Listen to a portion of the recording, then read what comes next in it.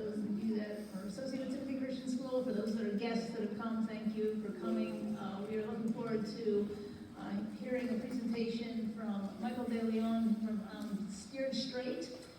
That's up there. I first heard Michael last April over at Calvary Christian School, and they had him in do the presentation on vaping. I think that what I told you tonight. Certainly things have changed even since April. I'm sure there's updated information on that as he goes. One of the things that just struck me, even just about Michael, was the number of days on the road that he travels and does this type of thing, and his great love and heart for getting information out to us to help us educate us and our children about the dangers of not only vaping. He does lots of different summer programs on drugs and alcohol and other things too, and has a website, and I'm sure he's going to be talking all about that tonight too, and there's plenty of resources in the back that he'll refer to. So we're very glad to have him here tonight to just do this presentation for us, and thank you for coming. Let's just open in a word of prayer. Our Father, we thank you that we can be here. We thank you for just the opportunity to partner with parents and with the community in talking about this very serious issue that has been in the news and is just all over. God, we thank you that you have given us people that have researched and done the studies to be able to impart knowledge to us. Give us wisdom, give us guidance. We pray that you would help us to be good discerners of truth and then implement what we hear. And we pray for our young people, we pray for our colleagues, we pray for those that may be caught up in some of these things, and we ask that you would just help us as we are ministers to them. Give us a good evening tonight. Give you all the glory in Jesus' name, amen. So Michael is going to come and I'm sure tell us all about himself and everything we need to know. Thanks so much. Now everyone good.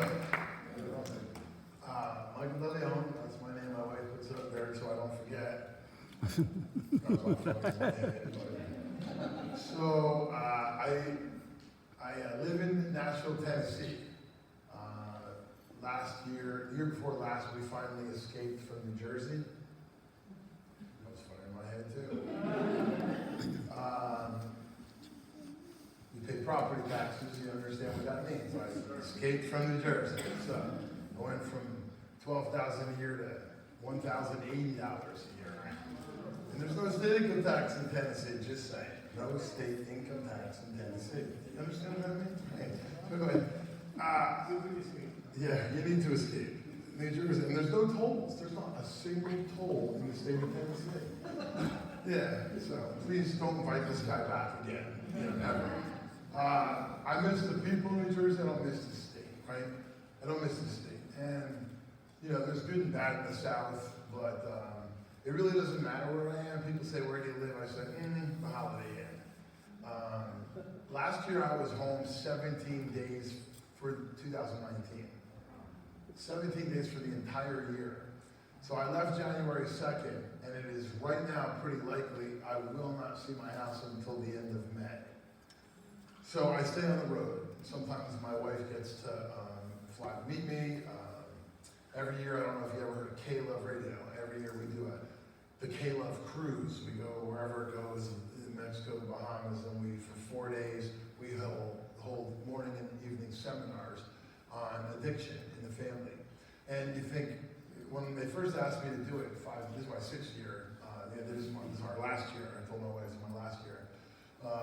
And the first year they asked us to do it, and I go, people are going on a cruise to have fun, to listen to Christian music, they get away from it all, and they want to listen to me talk about drugs. You're crazy, right? And he says, aren't you the one that goes around the country and goes to churches and faith-based organizations to educate people about how prevalent addiction is in the churches, in the congregations, in the faith-based community? I say, yeah, that's me. So anyway, we got there, and my wife talks about how drug addiction affected her as a wife, how I destroyed our family with my drug addiction, and how she hung on for dear life. So it's a pretty good perspective. You get both sides. She throws me under the bus, runs me back over a couple of times, but she has a really good story, and I have a horrible story. And the first day we do it, we usually have about 6 people in the morning, or the first day is the afternoon, and then that night we usually have about 20. By the 4th day, it's standing room only, I have about 400 people. Because they go back and say, you have to go see this couple, right? Because it's not just about drugs. I'm not talking about drugs, I'm talking about the solution to drugs. When I talk to kids, I'm coming to the school tomorrow to talk to kids, I don't talk to kids about drugs. I don't want to teach kids about drugs. I want to teach kids about what drugs do to the brain and what drugs do to the body. So now they can internalize it, right? Because drugs are just this thing. But when you're using drugs, what does it do to your brain? What does it do to your body? And so I married this redhead from West Virginia. I married her anyway. Thank God, I'm starting with her. So I've been married for 27 years. 27 years. I'm the best thing that ever happened to my wife. Oh no, wait, I get that part mixed up all the time. She's the best thing that ever happened to me. I'm the worst thing that ever happened to me. In 1995, because of my drug addiction, I got involved in real serious criminal activity and gang involvement. I was living in a little city north of Newark called Belleville, New Jersey, and I destroyed my life. And I went to prison in 1995. I was in prison for 5 years. I got out in the year 2000. My wife and I, 10 months out of prison, were driving down the turnpike, got into a big accident with a truck, was rushed to St. Francis Hospital in Trenton, New Jersey, and I had 3 cracked cervical vertebrae in my neck. And I walked out of the hospital with a bottle of 360 80 milligram OxyContin. Don't know if you know what 80 milligram OxyContin are. I'm a heroin addict, and it was a wrong drug to hand me. I had 7 drugs, but that was the one that did me in. I went right back to doctor shopping. I was doctor shopping 67 doctors in New Jersey. I was walking into pharmacies and I was throwing scripts down like they were playing cards. I was getting 9,000 opiates and 3,000 benzos a month. And I went right back to drug addiction, and I ended up going back to prison for 7 more years. So I took a 5-year gift and I turned it into a 12-year nightmare. So I was behind the wall for 12 years. My time at Rahway State Prison, I toured almost every New Jersey state prison for 12 years. But my time at Rahway, they asked me to be in a lifers group. It's a group of inmates that started the Scared Straight program. I'm sure you're very familiar with the Scared Straight program. It started in 1972 right here in Rahway, East Jersey, right? And I was in the Scared Straight program, and the kids would come in and you'd yell at them and scream at them and swear at them and threaten them, right? And then, they're supposed to be so scared that they don't want that. They don't want to do that in their life. A professor at Rutgers University wrote a book. He studied the Scared Straight program for 20 years. And 86% of the kids that were brought into the Scared Straight program became incarcerated as an adult. 86%. Doesn't work. It's negative reinforcement. It's what these kids get at home anyway. We're going to yell at them and scream at them and curse at them. Come on, man. That's not going to work. So then they turned it into a reality show on TV. Remember Beyond Scared Straight? Then at the end of the show, little Johnny's doing his homework and listening to his mommy, right? Yeah. It's not reality. It's reality TV, but it's not reality, right? I don't want to swear at kids and curse and threaten kids. I didn't like it. So when I got out of prison, I had an idea about steering kids instead of scaring. So I started Steered Straight when I walked out of prison in 2007.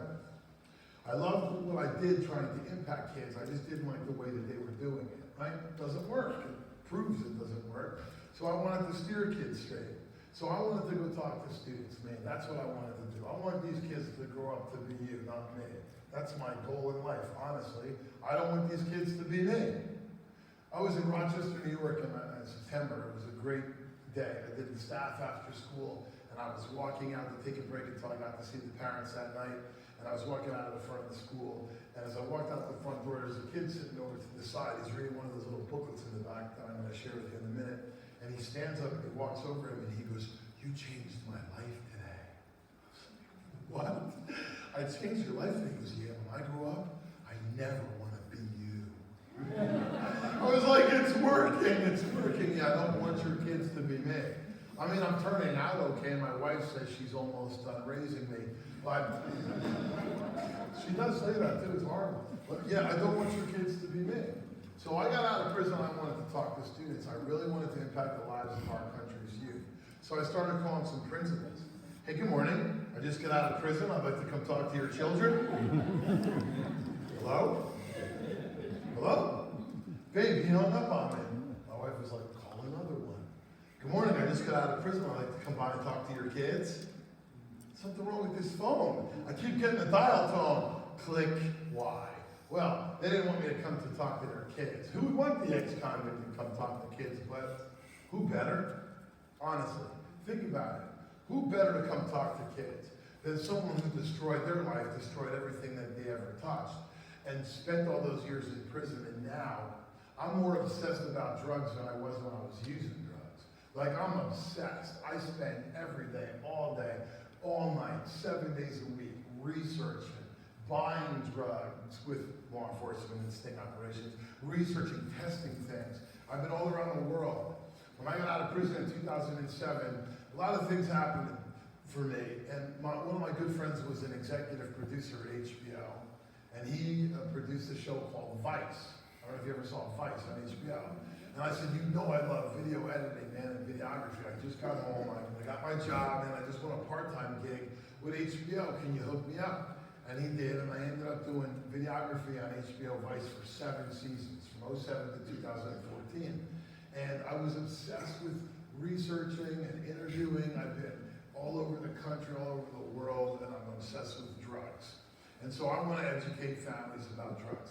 And another thing with coming to talk to kids about drugs and what it does to the brain and the body, if I don't have a chance to talk to you, I'm missing 50%. See, because if you're not on the same page, if you're not telling your kids, educating your kids the same way I am, what's the point? We can't teach kids about drugs in school. We have to teach communities about the effects of drugs on the brain and the body. That's how we're going to solve this problem. Now, in addition to that, my wife and I work incessantly helping people to find treatment for addiction. We don't work with any treatment centers because if there's no insurance, they tend to not want to help people, right? And we usually help people who don't have any insurance. So we work with a lot of programs that are free. 90% of the programs that we work to are faith-based programs. And I can tell you that faith-based programs have absolutely 80 to 90% success rate. 80 to 90% success rate. Non-faith programs in America, when you're dealing with hardcore addiction, you about have a 10% chance of success. Honestly. Across the board. You find yourself addicted to illicit drugs, meth and heroin, you find yourself going into a treatment center at the age of 22 or 30 or 40 years old for alcohol, you got about a 10% chance of long-term success and recovery. A faith-based program, Faith Farm, Calvary, Teen Challenge, you got a really good chance. Number one, it's faith-based. Number two, it's long-term, 2 years, sometimes a year, but 2 years. Because how are you going to, in 28 days, solve a problem that developed over 15 to 20 years? The treatment industry in America is broken. And it's not going to get any better, it's going to get worse. So we try to help people find treatment. In 2010, it took about 3 years for me to start getting into schools. I would do things here and there, volunteer for the Boys and Girls Club, Big Brothers, Big Sisters, Boy Scouts, police academies, alternative schools. They'll let anybody into an alternative school to talk to kids. You know, you could be a serial killer with a warrant to let you into an alternative school. That probably wasn't the most funniest thing to say, but I was doing anything I could to volunteer in the juvenile detention centers and talk to kids. And in 2010, the doors of school started opening up to me, and I started getting a chance to go into schools. In 2010, I was living in South Jersey, and one of my really good close friends, our neighbor 2 doors down, his 22-year-old daughter, Amber, she died of a heroin overdose, 22 years of age. And she was a third-year student at Drexel University, a straight A, third-year junior at Drexel. And so I couldn't understand it. Like, how does a girl like that die of a heroin overdose? It just didn't make any sense to me. So I decided I was going to go back to school to become a drug counselor. And my wife said, you'd be a good one. I go, what do you mean? She goes, Michael, You know a lot about drugs. So I went back to school to become a drug counselor. And I got my CADC in New Jersey, and you have to counsel for 1,600 hours to take the state exam. So I put a caseload together in Cherry Hill, New Jersey. I don't know if you ever heard of a little community called Cherry Hill. It's a perfect little community. They should call it Shangri-La. There's no problems there whatsoever, right? So I started counseling, and I put a caseload together of 26 kids. And 2 years after Amber died, about 7 months after I started my hours, I lost 4 kids on my caseload within 10 days of each other. 38 people died in 13 days in Philadelphia from fentanyl-laced heroin. It was the first pocket wave of fentanyl that hit a city in America. Philly lost 38 people in 13 days, and Camden and Kensington. And 4 of those 38 people were on my caseload. And I went to the funerals of 4 kids. 18-year-old Ashley, 19-year-old Mark, 22-year-old Samantha, and 23-year-old Brandon. 4 kids dead within 10 days of each other. And do you know what those 4 kids in Amber, they all 5 kids had in common? Every single one of them were 2-parent households. Every single one of them were middle class, upper middle class, and affluent. They were all honor roll students, every single one of them. They were all 3-letter varsity athletes, and every single one of them, including Ashley at the age of 18, they all had college scholarships. See, if you'd have looked at their pictures, there's no way you'd have thought that they were the ones. They weren't going to be the ones. They were good. They were really good kids from suburban homes with 2-parent households, every protective factor you could have as a kid, and they were dying. And I just didn't get it. I just didn't get it. So I decided that I was going to do something big about it. So I went into New York, and I had an opportunity to pitch an idea to a producer group and from HBO, documentary films. And I said, I want to tell you about these 4 kids and Amber. And I told them, and they weren't interested. They said no. They said, no, that sounds good, but we're not interested. It's 2012. New Jersey's starting to experience this explosion of heroin overdose death, right? And HBO wasn't interested. They told me it was a fad. They said, it's a cycle. It's gonna, like, go away. I said, oh, yeah. Look me up in a few years. Let me know how that goes, right? So I took my camera equipment, and I went down into this little city called Camden. So I have my 2 tripods with cameras on them and my earphones around my neck, and I'm walking down Broadway in Camden. I look like a straight-up idiot, okay? And so I'm carrying these tripods and walking down the street. I was looking for someone who was hooked on heroin. It took me like 30 seconds. So I walked over to her, and I said, hey, how you doing? She goes, good, how you doing? What you looking for? I said, I don't know. I'm looking for drugs. I'm looking for that. I'm looking for a story. She said, what do you mean? Well, I'm making a film. I'm making a movie, a documentary. See, I go to kids all over the country. I go to schools, I talk to students. And I'm going to give them something real. I mean, not the data program or the just say no, right? I want to give kids something real. Kids need real. That's what kids need, real. So I want to give them something real and raw, and I'm making a documentary. And I'm looking for someone who was hooked on prescription pills out in the suburbs, and now they're homeless on the streets of Camden hooked on heroin. She goes, my God, that's my story. So I said, well, would you tell me your story? And that girl told me her story. And I'm going to tell you more about that in a minute. So, New Jersey, 2019 was just the worst year in New Jersey's history for losing people to overdose death. Worst drug death numbers in 2019 in New Jersey's history. Every state's the same. There's a lot of people, I was watching the debate, or I was watching the Trump rally the other night, and the debate, I was going back and forth, and President Trump said that there's all these states that have reduction in overdose death. And he misspoke. There's reduction in opioid overdose death, but there's not reduction in overdose death. We're escalating at an all-time high, and it's about to get a lot worse. A lot worse. And so, I'm not just trying to stop what's going on with addiction in America. I testified before the Obama administration twice. I testified before the Trump administration twice so far. I'm scheduled again on another set of criminal justice reform bills that's going to follow his First Step Act in a few months. I've been before the FDA 13 times. I testified before 30 state legislators. Next Wednesday, I'm testifying before the Indiana State Legislature again. Like I said, I'm obsessed with drugs. So I want to tell people what's going on. And I'm not just gonna come talk to you up tonight just about some vaping stuff.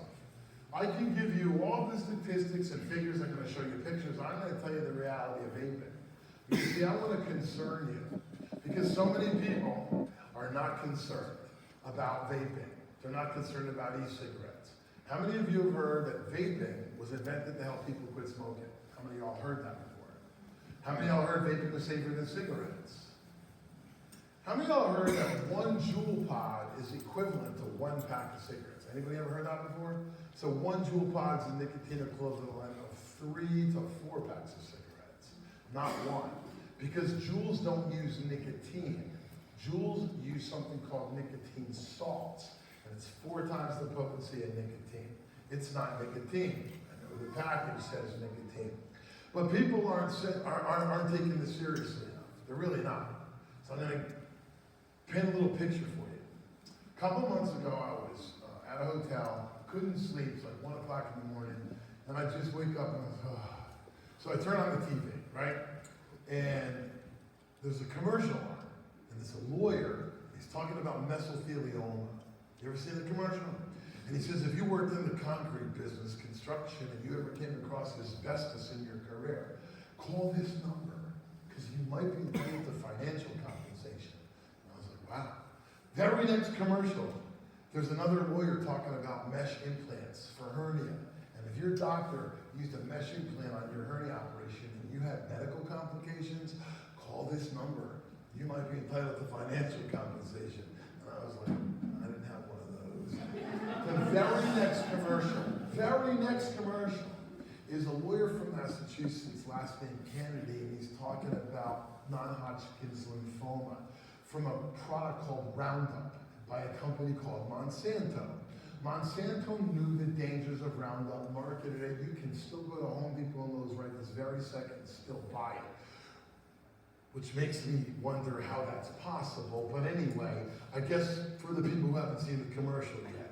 And it says, if you use Roundup in your garden, not just commercial operation, I'm talking about residential operation, and you or a loved one were diagnosed or passed from non-Hodgkin's lymphoma, call this number. You might be entitled to financial compensation. The very next commercial, I swear to you, 4 commercials in a row, is a new lawyer talking about Just for Men hair color.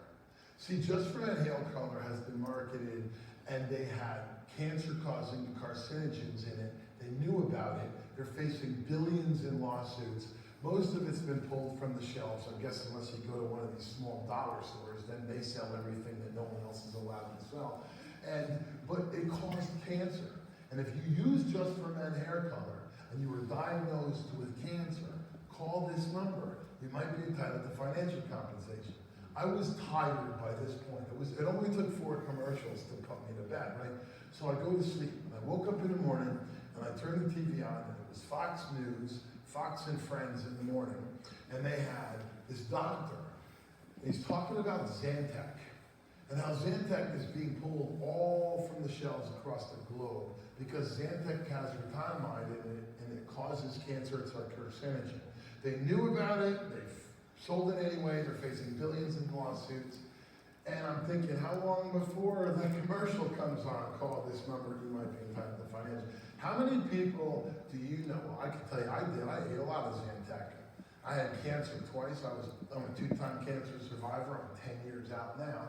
I used to knock on wood, but that's because of him I'm cancer free. So the wood is just what he died on for me. So, you know, so I don't knock on wood anymore.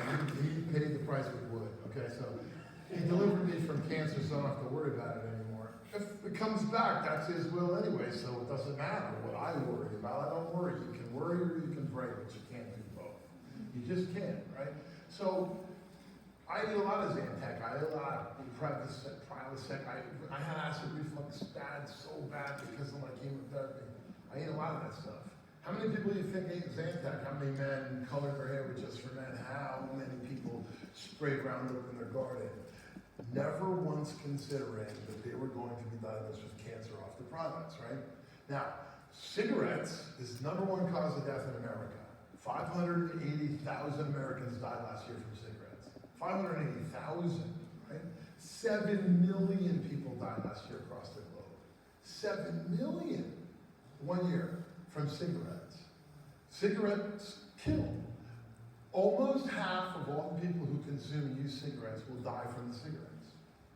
We're still selling cigarettes. Go to Wawa right now and celebrate it. Like, here it is, Newport's, Marlboro.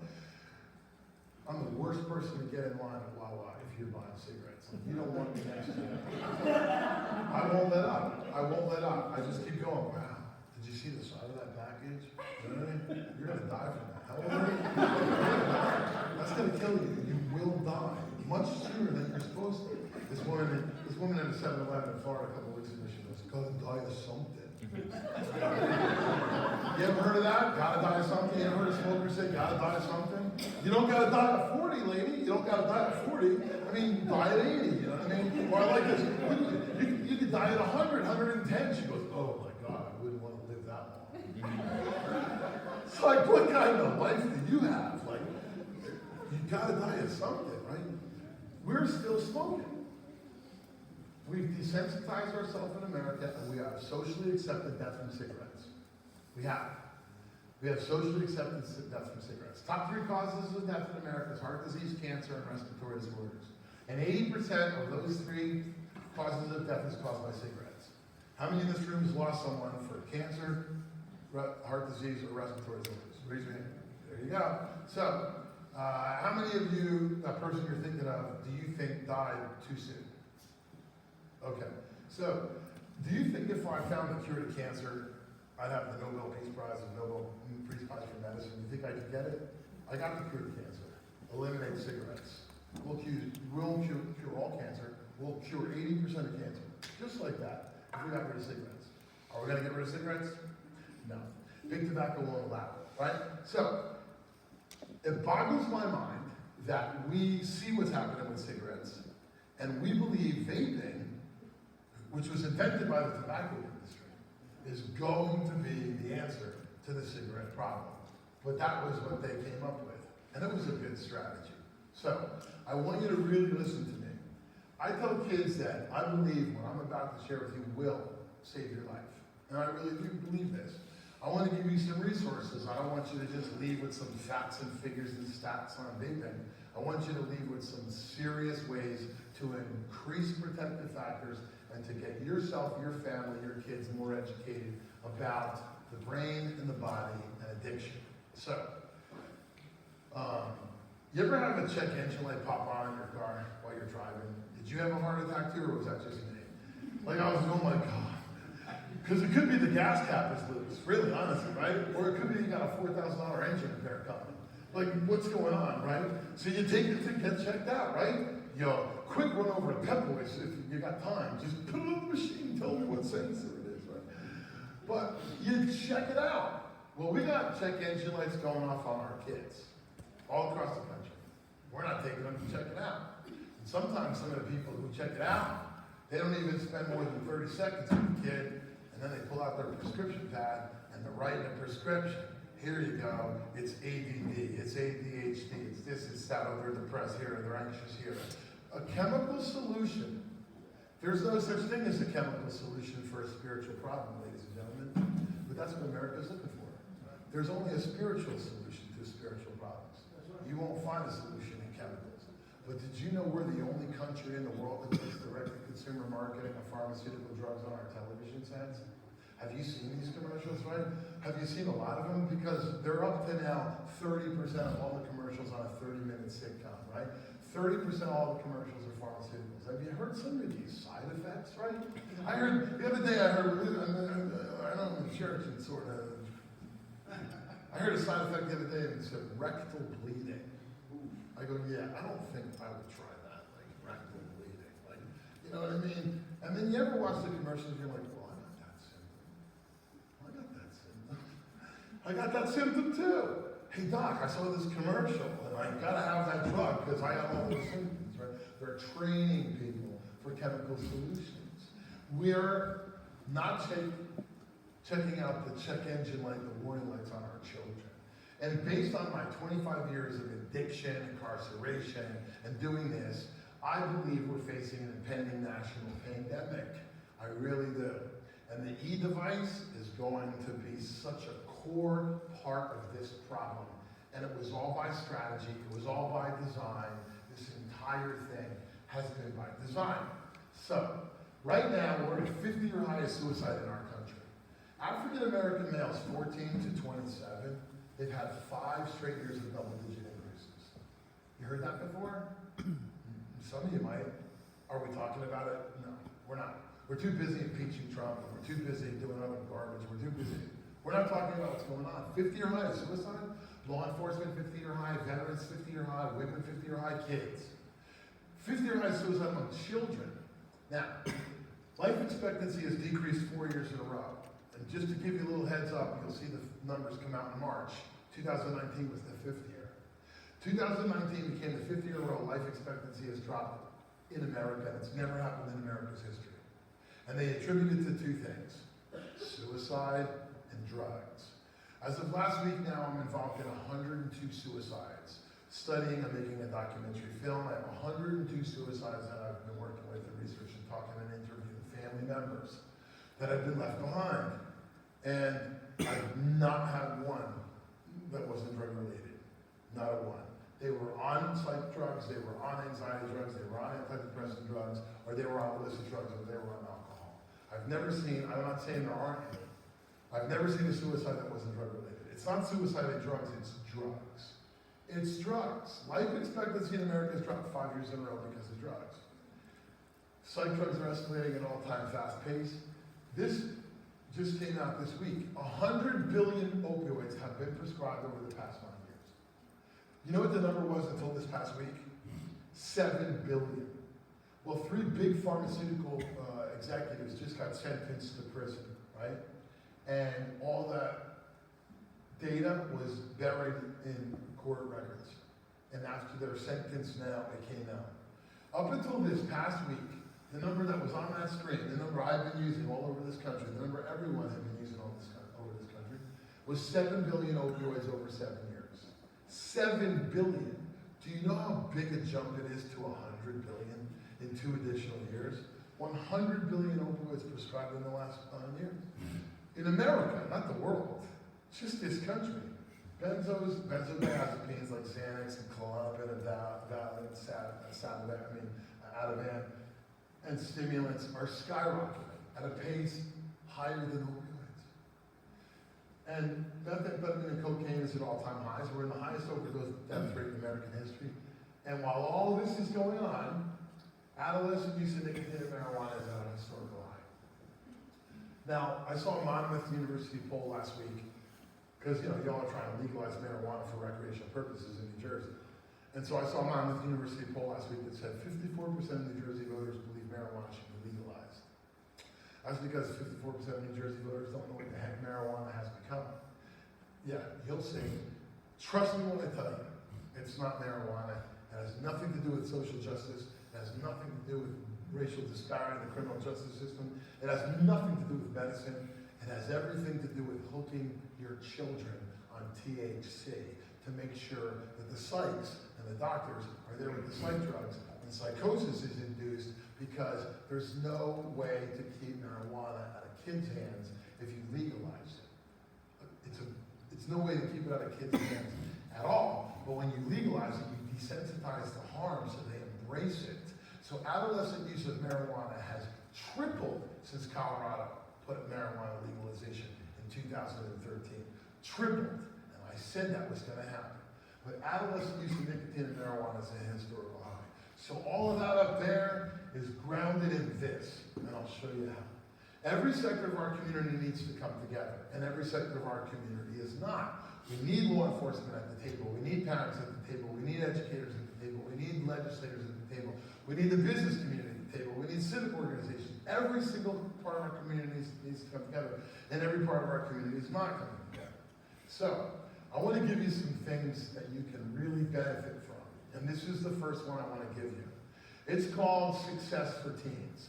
You got a 5th, 6th grader, boy, jump on this right away. 7th, 8th grader, jump on it. High school kid, it's not too late, jump on it. This is a curriculum. Who in here watches Shark Tank on CNBC? If you don't watch that show, you're missing the greatest show ever put on television. It's the greatest show in the world. And I'm telling you right now, the best show your kids could ever watch is Shark Tank. I don't care if they don't grow up to invent something or own their own business. They'll be a better worker. They'll be a better teacher. They'll be a better dentist if they watch Shark Tank, right? So DeLeon, who's one of the sharks, he founded Fubu Clothing.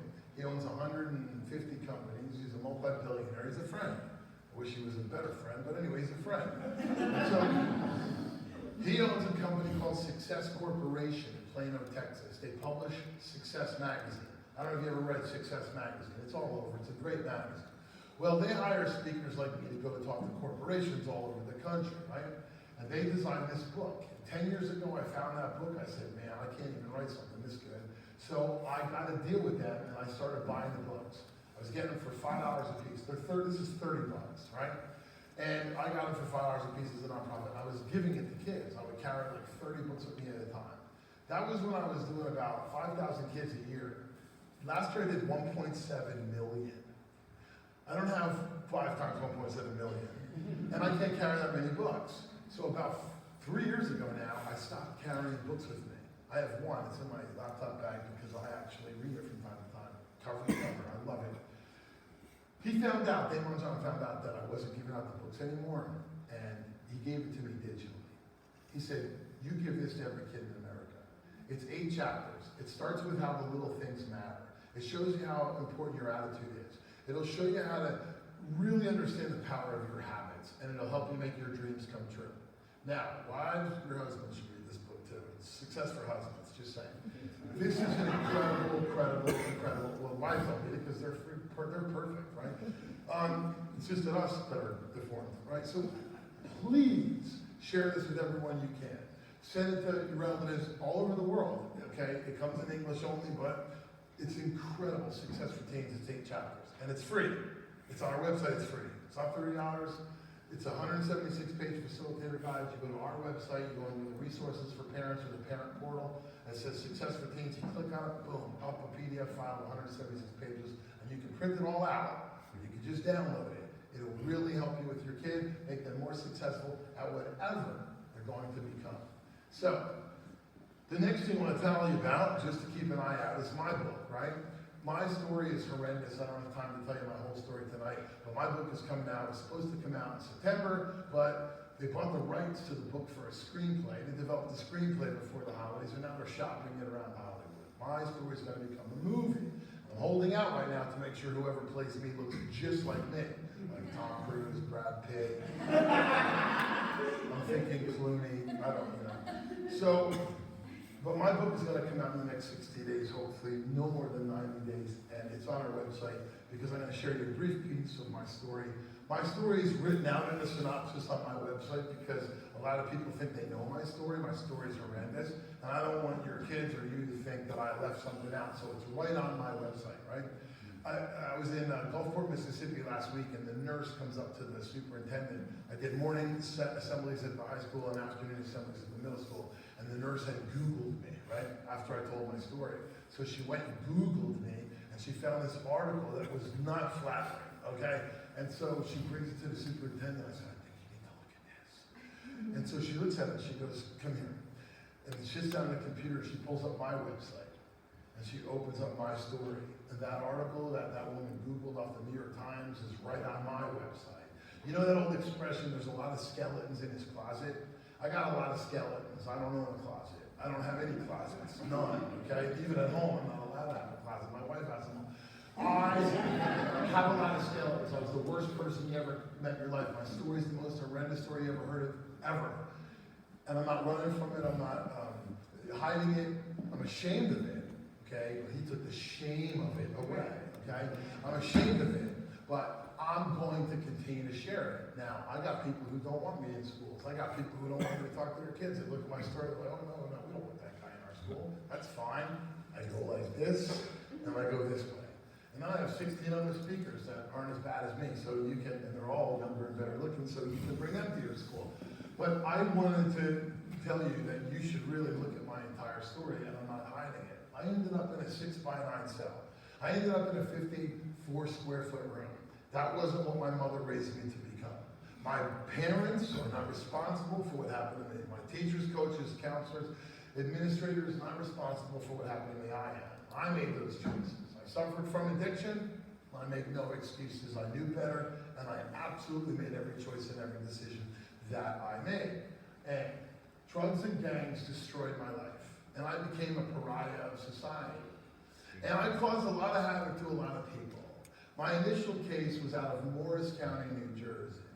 I became a criminal, a gang member, and I was involved in a huge drug operation in Newark, New Jersey, pulling kilos out of Port Elizabeth, and I was involved in drug trades. And I put something together, I kind of got grimy and doing some stuff on the side behind other people's backs, and some people found out about it. So there was a hit put out on me. And so my wife had come to her senses and left me, okay? She should have left forever, but she left for 5 weeks.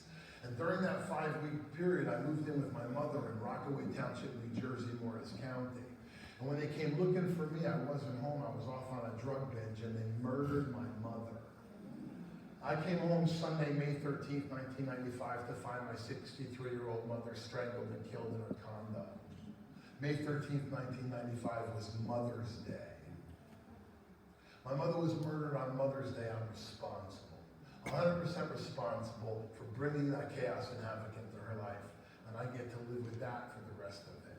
And if you think it's easy to talk about that 25 years later, I promise it isn't. You think it's easy to live with 25 years later, it isn't. Mother's Day is not the most pleasant day, but I make it pleasant because I'm not taking that away from my daughter or my mom or my wife. And my mom would want me to anyway. And I have to continue to do this. My mom. And that's my mom. I'm 1 year old in my mom's arms. My parents left Ireland for 10 days and came to the World's Fair in 1964 in Queens. And so that's me at the World's Fair in my mom's arms. And I don't have an emotional attachment to this picture. This isn't a picture. I don't have an emotional attachment to it. I've tried to use a picture of my mom at the age of 62, kissing me on my cheek. It's my favorite picture in the world. But as soon as I put it up in a presentation, I start to cry. All these years later, I tried again in September, I can't do it. So I don't use it. And I came home, I went to prison 5 years after she was murdered. And I came home from prison. And within 10 months, I was back on drugs. And I was doctor shopping 9,000 opiates a month. And 5 kids came in my house and dragged my daughter off the sofa by her hair and smacked her in the side of the face with a 9mm Ruger handgun, put the gun to the side of her face while she's screaming. My wife was in the kitchen. They grabbed her by the hair and they smashed her face on the kitchen counter. And as blood's gushing down the left side of her face, they broke 2 of her teeth, sticking a .22 caliber handgun in her mouth. And they asked for the drugs that I had. And I gave it to them. And they left. But I almost brought the same fate to my wife and daughter after prison that I brought to my mother. So this is what I put my family through.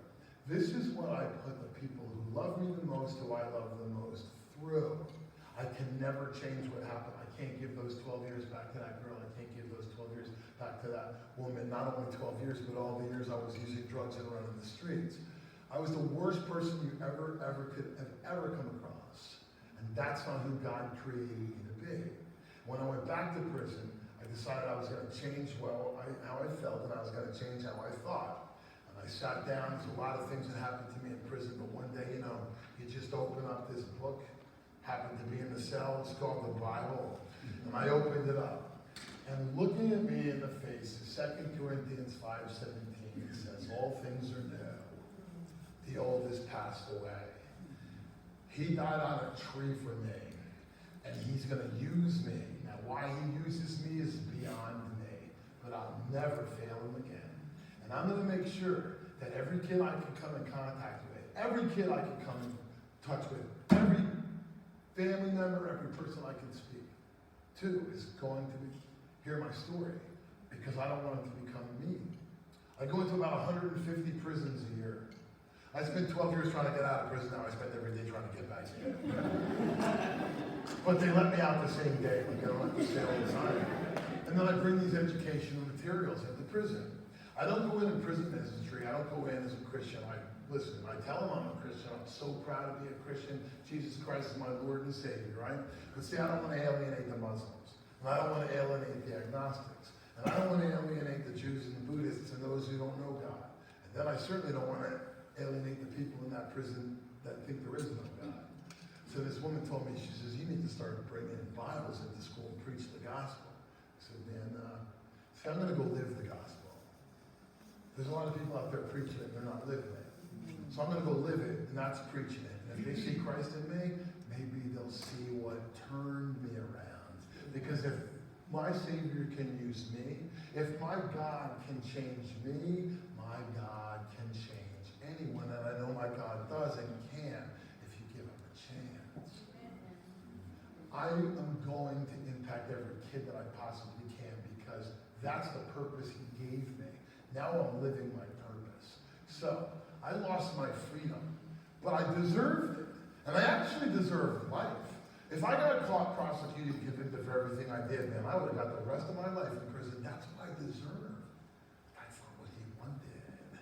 So he blessed me by going to prison. And then he loved me so much, he sent me back again. Well, he did. He allowed me to send myself back again, but he saved me and he gave me this purpose. So, no parent plans for this. No parent plans for that. No parent plans for this. I mean, no parent plans to bury their child. Children should bury parents. Parents shouldn't be burying children. Well, we have to talk about what's going on. And we're not talking about it. We're really not. We're not talking about the problem, and we're not having enough conversations with our kids. We just have to have ongoing conversations with the kids. There's no longer that thing called a drug talk. I mean, when we were younger, there was two talks. There was a birds and the bees talk and the drug talk. My dad had both of them. They lasted 3 minutes apiece. Then mom pulled me aside and she said, let me tell you what's left out, okay, son? So, but it was a talk. We can't have a talk. We have to have an ongoing conversation. And it has to continue. So, you have to eat dinner with your kids 5 nights a week. That's what you have to do. You have to eat dinner with your kids 5 nights a week. Because teenagers who frequently eat dinner with their families, they're much less likely to underage drink, smoke, and do drugs. And teenagers who infrequently eat dinner with their families, much more likely. Okay? So, why is that? Because teenagers need to hear the truth about drugs from their parents and their guardians. Not peers, not friends, not the playground, not internet. They need to hear the truth about drugs from you. So you must eat dinner with your kids 5 nights a week, that's what I'm telling you. So I came up with this great idea. Talk to your kids about drugs over dinner. And I made these green fluorescent stickers. And I went to pizzerias and Chinese delivery places and Buffalo Wild Wings and curbside to go at Applebee's, and I said to the manager, could you put these stickers on your bags and your boxes? So when the parents get the to-go order, the delivery order home, they can say, talk to your kids about drugs over dinner, what's this? And then they go to our website. And I was hoping they'd go to our website, but then I knew it was working because our website crashed. And then it crashed again, and then GoDaddy said, we're gonna help you out with that, right? We believe in what you're doing. I went on the Dr. Oz show, and there was a guy on the show that day who stole my idea and made a website about it. I guess I should have protected the domain name, but I wasn't thinking. But I share it because he developed this incredible website. He stole my name and idea, but I don't care about credit. It's about educating people. So I did this big billboard campaign in 14 states across the country. And then I translated everything into Spanish because our Spanish community in this country, our Hispanic community in this country is being completely underserved with this social issue. Completely underserved with this social issue, right? 75% of the drug materials in this country are not in Spanish. Can you believe that? So, I brought you materials in English, and every one of the booklets back there that I have is all in Spanish. In fact, it's in 37 different languages. You know someone that reads Swahili? Yeah, it's in Swahili. It's in Chinese, Japanese, German, French, 37 different languages, right? So I translated this thing into Spanish. And then I'm going around telling parents they gotta eat dinner with their kids 5 nights a week. And I said to my wife, you know, I don't think that parents can eat dinner with their kids 5 nights a week. Like I'm telling you that's what you have to do, and I don't even believe you can. Traffic, 2 jobs, football, choir, everything that's going on, right? You can't eat dinner with your kids 5 nights a week. Some parents can, God bless them. But most parents cannot sit down and eat 5 meals with their kids. So I said to my wife, I'm gonna start a second program. It's gonna be called Booze Over Breakfast. And then I'll have drugs over dinner. My wife was like, that's the dumbest thing I ever heard in my life. What are you gonna have, LSD over lunch? I mean, she goes, do you want parents to have 5 meals or 5 conversations? I said, I want both. She goes, you can't have both. I want one or the other. What do you want? I said, conversations. She said, fine. Call it table talks. What do you mean? Tell parents to sit at a table. Maybe it's the dinner table, breakfast table, maybe it's the coffee table between sitcoms. Maybe it's the picnic table on the weekends. Maybe it's the Applebee's table and everybody puts their phones away and has a conversation. Then tell parents to take 2 of those conversations a week and turn them into dashboard conversations. So you can have them in the car. And I was like, that's why I married you? You're the smartest one I ever met in my life. Every prevention organization in the country advocates for the family dinner time. Every single one, except me. I advocate for the family conversation time. But if I got up here in front of y'all and started talking about altos and mules and JUULs and robo tripping and triple C and flocka and moon rocks and dab and shatter and wax, would you know what I was talking about? So some of your kids might know the vernacular and the words, but how are you going to talk to your kids about what you need to talk to them if you don't know what's going on? So I came up with all the conversations for you. All 265 a week for 52 weeks of the year. And then I came up with, well, let me stop quiet. My wife came up with 104 family field trips for Saturday and Sunday, and I weave the conversation into every single one of them. 364 conversations that you can have with your kids over 12 months. Are you going to have them? No. But as long as you have 5 a week out of them, you're doing, if you have 1 a week out of them, it's good. And they're broken down into 12 themes for 12 months, and about half of it is about drugs. And the other half is about what lies under drugs. And that's what you need to know. There's not another book like it in the country. You can order it on Amazon. Go ahead, I'll wait. So it's $12.99 at Amazon. You can have it delivered Prime probably before you get home, but definitely by tomorrow. Anyway, we get $3 of it, okay? So we had to go to CreateSpace because we had no money. We couldn't publish it. So we went to Amazon CreateSpace. So we get 3 out of the $13. But anyway, or you can go to our website. We sell them for $10 and we include shipping and handling in it, right? Or you could just call my office and tell my wife that I said, if you didn't have $10, we'll send it to you. I don't care about the money. I care about getting this into your hands. So I upload this on our website every single month, that month. But if you want to talk about nicotine and it's not the nicotine month, you have to have that month, so it's best to buy the book. This will be the best $10 you ever spent on a book in your life. And every year I put out a new version of it where I update all the conversations. So it's all current. Now, this is a resource that's not mine, but I believe it's the most important resource I could ever give you as a parent. You know that old expression, there's no manual to being a parent? There is, this is it. This is called the 40 developmental assets, and every single one of us has assets, internal and external, broken down into the 2 headings, and the numbers by each one represents exercises that you can do. How many of you have a kid, be honest, or a grandkid or a niece or a nephew, or you know a kid? How many of you know a kid that really doesn't like school and really doesn't study and really has a hard time in school and really is not dedicated? It's because their commitment to learning internal assets weak. How many of you have a kid that really has a poor self-image and doesn't look at themselves in a positive way? Their positive values, their positive identities got weaknesses. How many of you have kids that are always in their brothers and sisters' business? Okay? And that's a boundary issue. How many of you have kids that have high expectations of what you're supposed to do for them, all right? Especially around Christmas time, right? So these are assets, and you enhance those assets with these exercises. This isn't for sale, it's free. You go to searchinstitute.org, search-institute.org, or you can go there right off our website and download this. It'll help you enhance developmental relationships for your kids. I've been talking for 40 minutes, and I really haven't talked about vaping, and you came to talk here about vaping, right? Well, I'm going to give you vaping, but if I give you vaping, nothing will change. If I give you all this and vaping, everything will change. This is incredible. Why do kids say yes to vaping?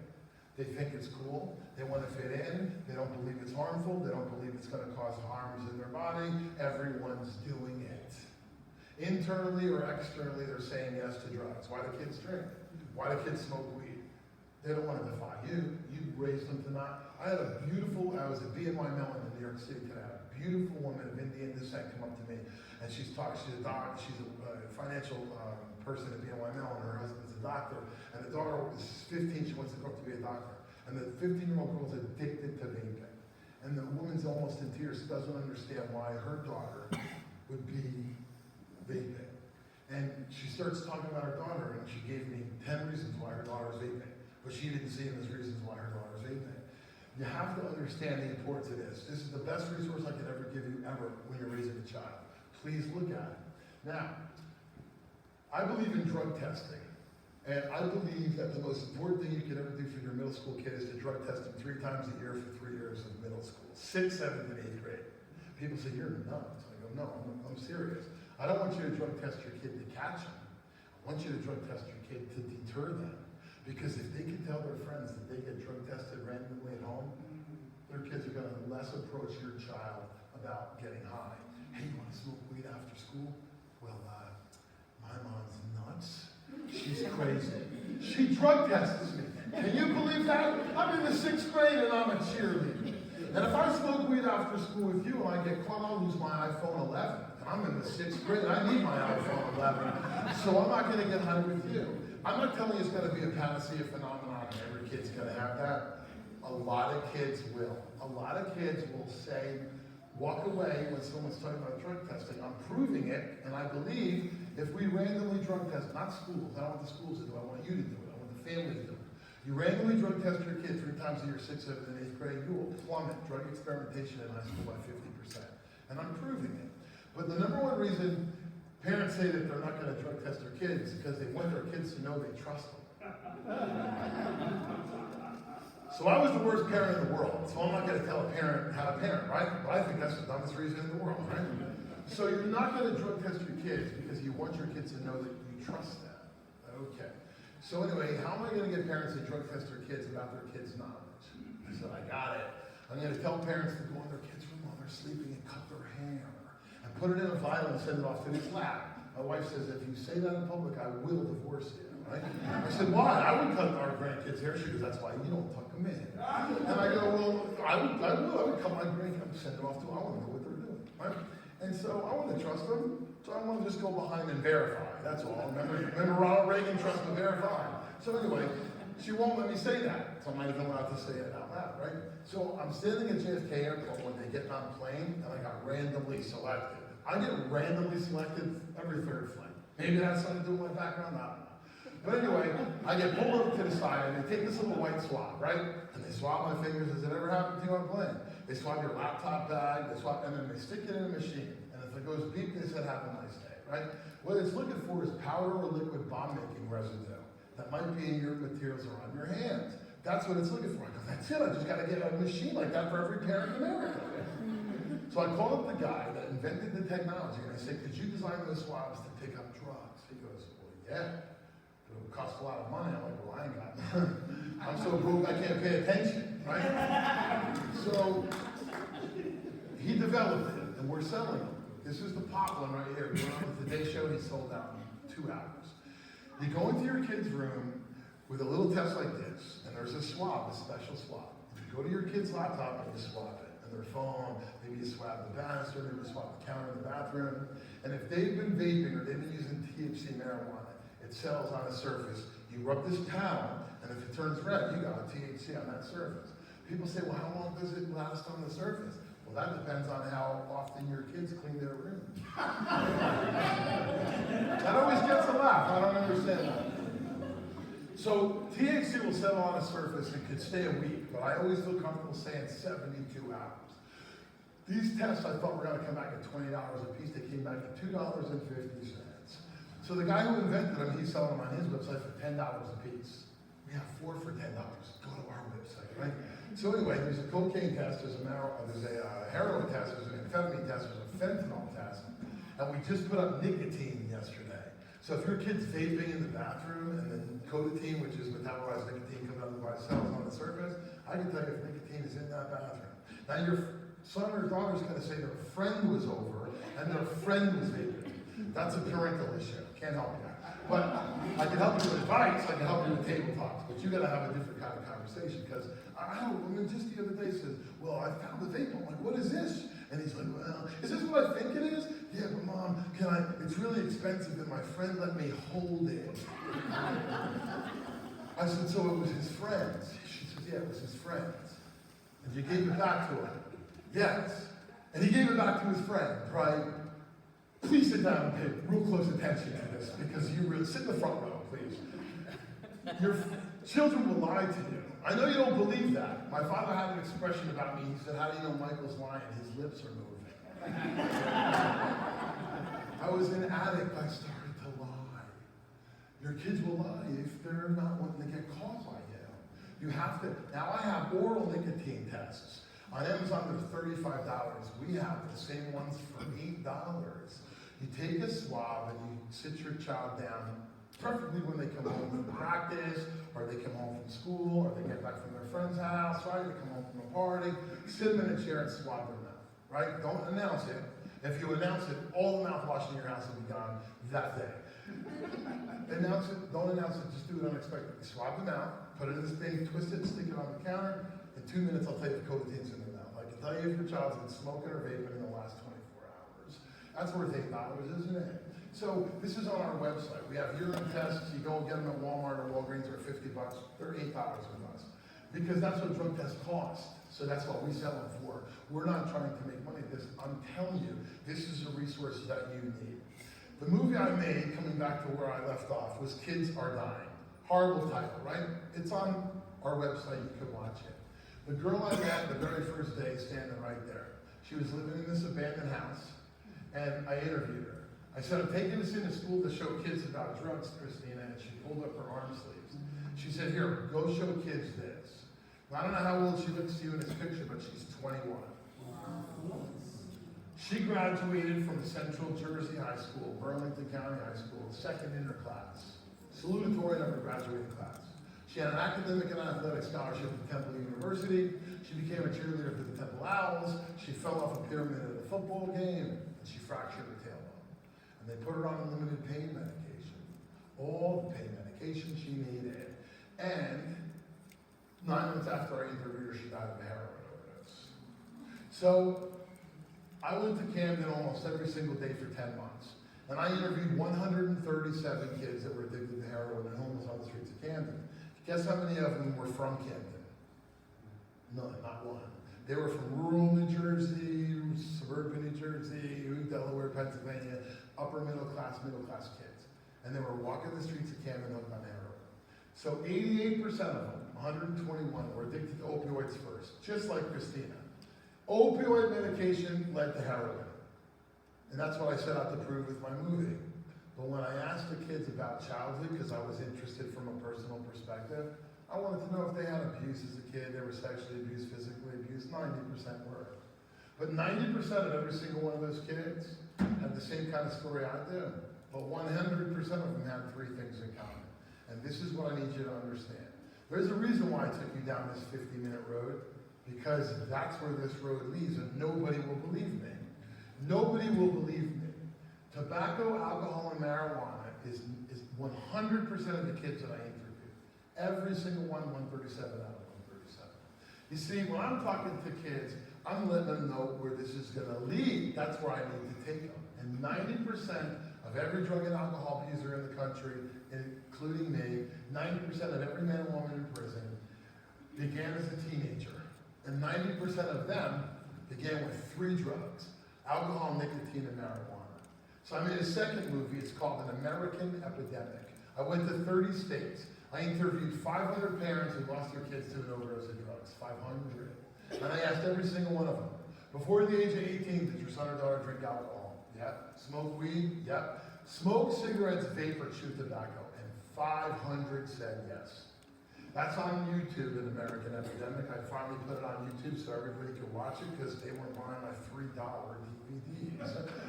So I put it on YouTube because I need everybody to see it, right? And so while I was filming this movie, I interviewed a woman whose daughter died the night before graduation at the University of Colorado at Boulder. The night before graduation, she was to give the student commencement address. She was valedictorian of the graduating class. And the night before graduation, she overdosed and died on heroin. It was one of the worst interviews I ever had to do in my life, and I was in Colorado, and I wanted to clear my head, so I walked down the city streets of Boulder. And I don't know if you've ever been to Boulder, Colorado. It's one of the most beautiful cities you ever been. It's just peaceful. And I'm walking down the street just trying to clear my head. And I walked into this marijuana dispensary, and I said, oh my God. So I called my wife. I said, babe, you know, I'm supposed to come home next week, but I think I'm going to stay in Denver a little while longer. She goes, let me guess, another movie. I go, yeah. another movie. So I spent the next year in Colorado and I made this movie called Marijuana X. If every New Jersey voter watched this movie, the 54% of the New Jerseyans that believe marijuana should be legalized would plummet to about 20%. I couldn't believe what was happening. And while I was filming this movie, I walked into this little dispensary, this little marijuana dispensary. This is on YouTube too. You can watch the whole thing. It's 54 minutes of truth. You should share it with every person that you know. I filmed this movie for a year in Colorado, and while I was filming it, I walked into a dispensary, and those two little vape vials were on a counter, and it said liquid weed next to it. And I said to the kid behind the counter, "What's liquid weed?" He goes, "Now you can vape weed." I said, "What are you talking about, vape weed? How do you vape weed?" He goes, "Yeah, vape weed, it's real potent." So my 23-year-old cameraman, Sean, says, "Mike, you know what would be real funny? If I got high off of it, you put it in the movie." I go, "Yeah, thanks, no thanks," right? He goes, "Come on, it'll be hysterical." Yeah, it's a documentary, son, not a comedy. So he get the other 4 kids on the camera crew on his side, and they all ganged up on me. And they were harassing me, calling me old man, calling me out of touch. "Come on, let's put it in the movie." I said, "No." So they said, "We're gonna do it ourselves." And they went and bought the vials, and they did it themselves. And I was sitting in the room watching, and Sean vaped it. And 2 minutes after he vaped it, he's on the floor and he starts rolling around and he's in convulsions. And all 4 kids are looking at him and they're laughing hysterically. I walk over to him, I said, "Sean, are you okay?" And I pull him back. He's bleeding down his chin because he's chewing his tongue off and his lips. He's in a seizure. He's in a grand mal seizure. It's not convulsions. I grabbed something, I put it on his tongue while I call 911 with my cell phone. And then paramedics got there and they were like, "What drugs is he on? What's he on?" We're like, "Weed." They said it's liquid weed. The guy's like, "No." And they rushed him to the hospital. They had to intubate him in the ambulance because he'd stopped breathing. He had a massive stroke. That 23-year-old kid had a massive stroke. He had irreversible brain damage. Mom flies in from California the next day to take him home. She has to wait 4 weeks to take him home. He's not released from the hospital for 4 weeks. That kid hasn't uttered a word in 5 years. He doesn't feed himself, bathe himself, or clothe himself. Mom takes care of him. She's 64. I just saw him about 3 weeks ago. I'm going to see him again on February 5th. He's in a conscious vegetative state. That kid's gone. And we bought that in a store. See, we bought that in a dispensary. The state of Colorado collected tax on that, a vape THC liquid. So I took the vape vials to the DEA, and the DEA tested them for me. And I got 2 reports. The first report was on the e-juice. There was 16 chemicals in the e-juice. 16 chemicals in the e-juice. And the THC, the marijuana, was 87% pure. 87% pure in the liquid. Now, I want to explain to you about marijuana, because a lot of people just call marijuana marijuana. It's a plant. It's cannabis. God put it in the ground. Yeah, God put it in the ground. And when he did, the level of THC, the only one molecule out of 400 that gets you high, is 1%. That's what God put in the ground.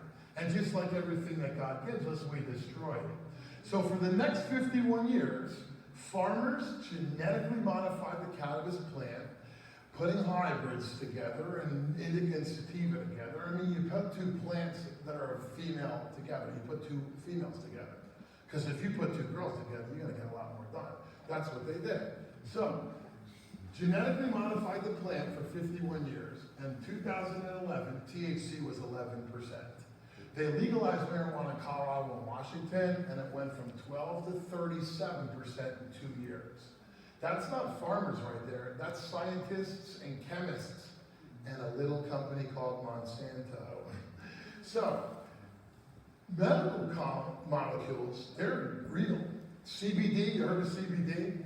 A couple weeks ago, I was at Jersey Gardens Mall, and I walk in, and there's this big kiosk there, and it says CBD. And I walk over, and they got lotions and all this other stuff, and solvents and conditioners. And I was like to the girl, "Where do you get your CBD? Like, who's vetting this stuff? Where's it tested?" She's like, 19. "I don't know. It's $79.95. What does it do? What does it cure?" "Oh my gosh, everything. Anxiety, depression." It's like, well, gosh, I'm glad you're here in the Jersey Gardens Mall at a kiosk giving medical advice to people. Put lotion on your hands, right? That's CBD, cannabidiol. CBD2 was discovered in 2009. CBD3 was discovered in 2014. Now we have CBV, CBG, CBH. Listen, I'm all for it. Let's harness it. But you know what we're doing to medical marijuana? We're destroying it. Because when THC gets to 12%, CBD is destroyed. At 12%, CBD is done. So we continue to genetically modify THC so it's more potent CBD. And 90% of the CBD that you see out there is not even CBD. Now, so they took it to 37%. I'm not talking to kids about drugs. I'm talking to kids about how drugs affect the brain. And the three drugs I care the most about are the three drugs you care the least about. The three drugs that kids care the least about. Alcohol is a depressant. Nicotine is a stimulant. And THC, that's a hallucinogen. So we're depressing, stimulating, and hallucinating the adolescent brain. And listen, if you're an adult, 21 years of age and older, and you drink, great. You smoke weed, okay, don't get in your car. You smoke cigarettes, #1 killer in the world. You vape, you're 21, I don't have an opinion. See, that's how I stopped getting attacked. I stopped talking about adults. Now, if you're a person that believes kids should use those products, stay on that side of the street. Alcohol is a depressant, nicotine is a stimulant, THC is a hallucinogen. And we don't care about those three drugs in America, we really don't. Think about this for a second.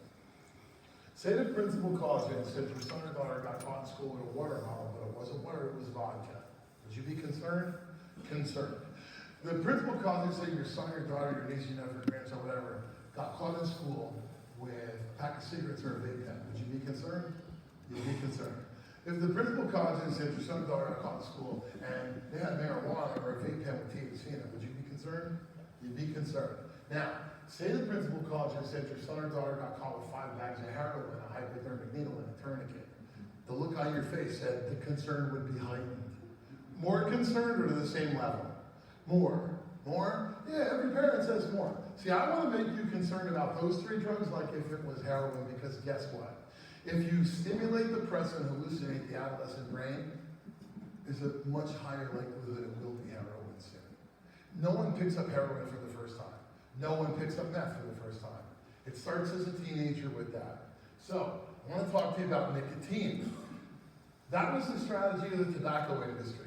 I don't know if you smoke, if you've ever smoked, if you've ever quit smoking. Does anyone know someone who quit smoking 10 times and they're still smoking? Anybody know somebody like that? It's not easy to quit smoking, okay? Nicotine is an addictive substance. It's kind of like sugar. That was the strategy of the tobacco industry. And right in the middle of their strategy, target kids. So from the 50s to the 90s, that's what the tobacco industry did. They targeted kids. And they're doing it again, and no one's paying attention. I went to prison a second time because I didn't learn my lesson. We're going to lose an entire generation of people because we didn't learn our lesson.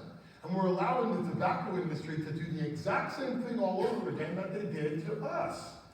The tobacco industry was called to Washington in 1994, and they were asked to testify for the hearings on tobacco and health. And the 7 CEOs from the top 7 tobacco companies were sitting at a dais, right? And this congressman from Oregon, he asked them all a question. This was the question he asked the top 7 CEOs of the top 7 tobacco companies in 1994. Yes, sir. Yes or no? Do you believe nicotine is not addictive? I believe nicotine is not addictive, yes. Mr. Johnson? Congressman, cigarettes and nicotine clearly do not meet the classic definitions of addiction. I don't believe that nicotine or our products are addictive. I believe nicotine is not addictive. I believe that nicotine is not addictive. I believe that nicotine is not And addictive. number 7, And I too believe that nicotine. so I say to the kids, you remember them? And they say, no. I go, yeah, you know what? You weren't here in 94. Your kids weren't here in 1994. They don't remember them. We do, but we forgot. I said to the kids, were they lying? They go, yeah. No, were they lying? Of course they were. Everything I've shared with you up until this point is about susceptibility to addiction. If your teenager vapes, they will more than likely have some sort of life like I have. That's why I spend all this time. People say, maybe you should just talk the whole time on vaping. Yeah. Susceptibility to addiction is the problem. But let me tell you now about the health consequences. It won't take me very long. The largest vapor company in the world is called R.J. Reynolds. They're the largest tobacco company in the world. The second largest vapor company is Altria. They own JUUL. They have 80% of the device market. They're the third largest tobacco conglomerate in the world. The number one and number three tobacco company is the number one and number two vaping company. Well, gee, that's kind of funny. You invented a product to help your customers get off of your product. No, it wasn't designed to help people quit smoking. It was designed to hook the next generation of kids. Tomorrow I'm going to ask all the kids to raise their hand for a lot of different questions. But one of the questions I'm going to ask all your children, hey, raise your hand if you know a middle school or high school kid who's vaping or JUULing. And 90% of the hands go up. And then I say, raise your hand if you know a middle school or high school kid who's vaping or JUULing. And the reason that they started was to get off their cigarette habit. Guess how many hands go up? Once in a while, I'll get one kid. He's a senior, and he's talking about his 18-year-old friend who's a senior who's been left back 3 times, right? And he smoked cigarettes, couldn't quit smoking, so he went on a vape. Okay, fine. If you are an adult, you want to quit smoking by going on a vape, you know what I'm going to tell you? Do it. Go on a vape. You can't quit smoking, but you think you're going to go on a product that delivers it in a smoother way and tastes mango? And that's going to be easier? Good luck. Most people who go on a vape to quit smoking don't quit smoking. They continue vaping. So they didn't quit, they just switched delivery mechanisms. And I'm not going to get into the science of the vape with adults, but trust me when I tell you, it's much more dangerous than a cigarette. But we'll find that out. I already know. But anyway, the 2 largest tobacco companies in the world are the 2 largest vaping companies in the world. Now, I don't care what device we're talking about, whether it's a wax pot or it's a liquid, whether it's a JUULing, Soul, a Soren, a Vibe, a Vuse, a Smoke, it doesn't matter. Whether it's for nicotine or if it's not nicotine or it's THC.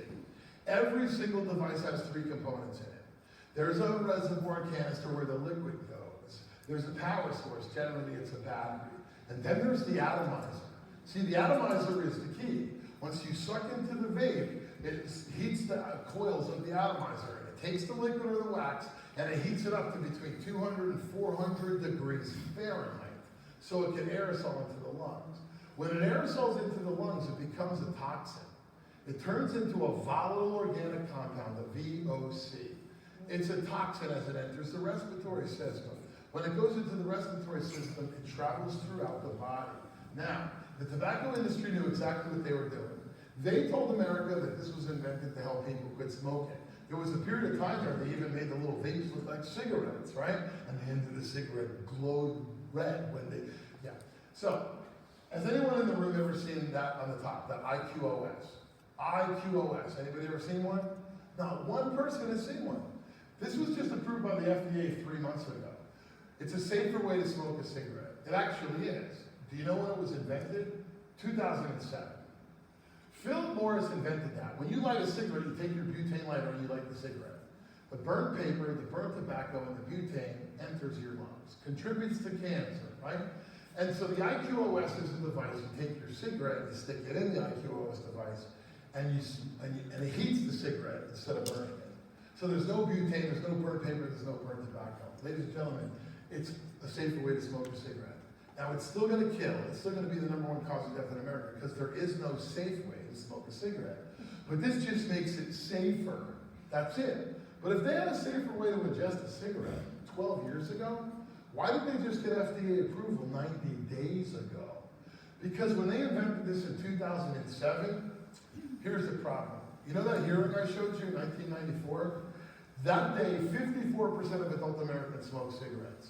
When they invented this in 2007, 16% of adult Americans smoked cigarettes.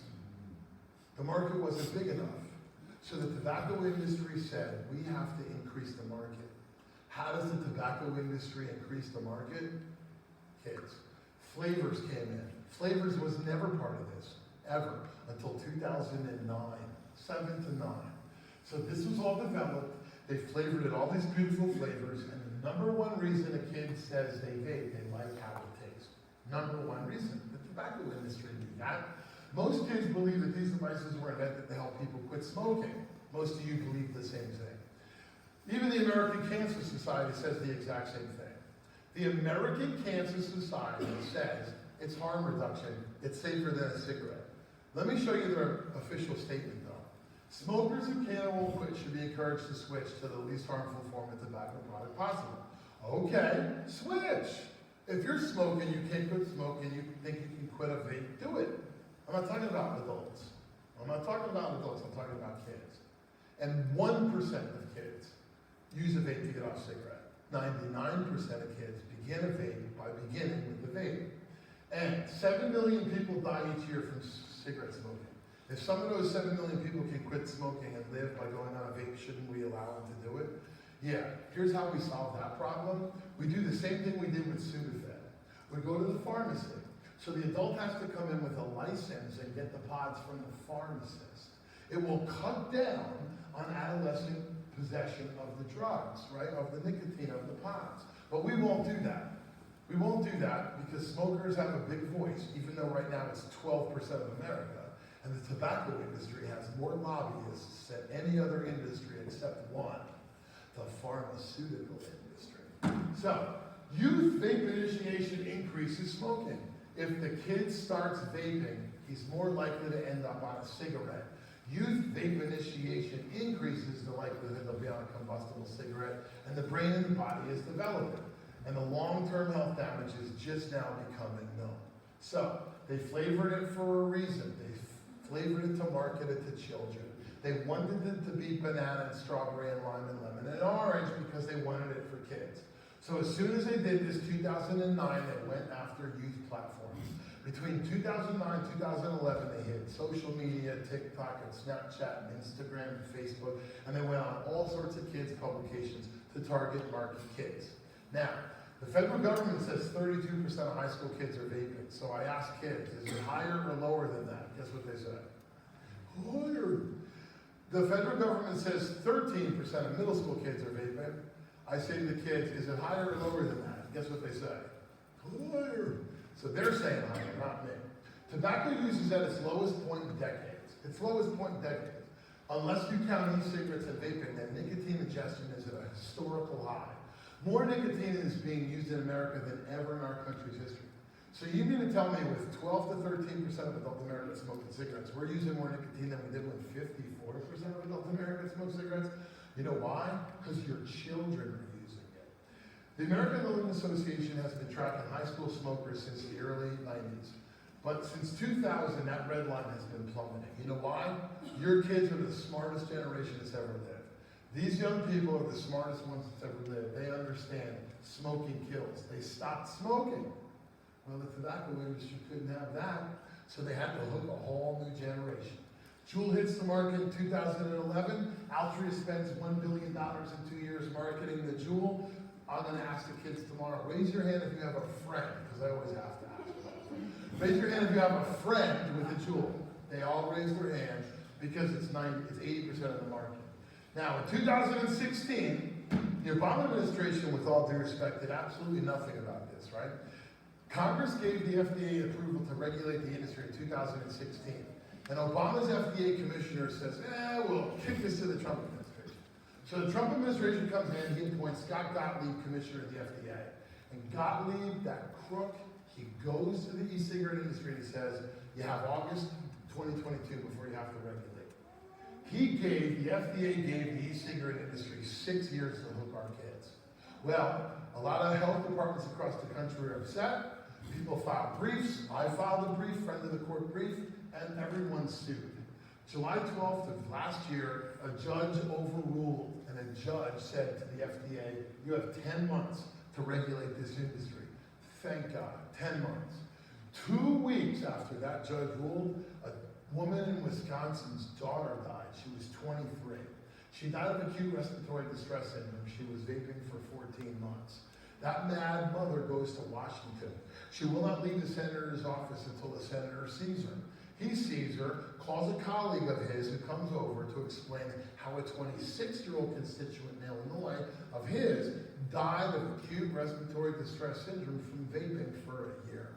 And all of a sudden, you see this in the news. July of this year, before that, you never really saw too much about vaping, but it was on every newspaper, it was on every newscast.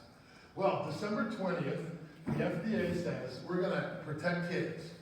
Because 37 states, you could still buy vape at the age of 18.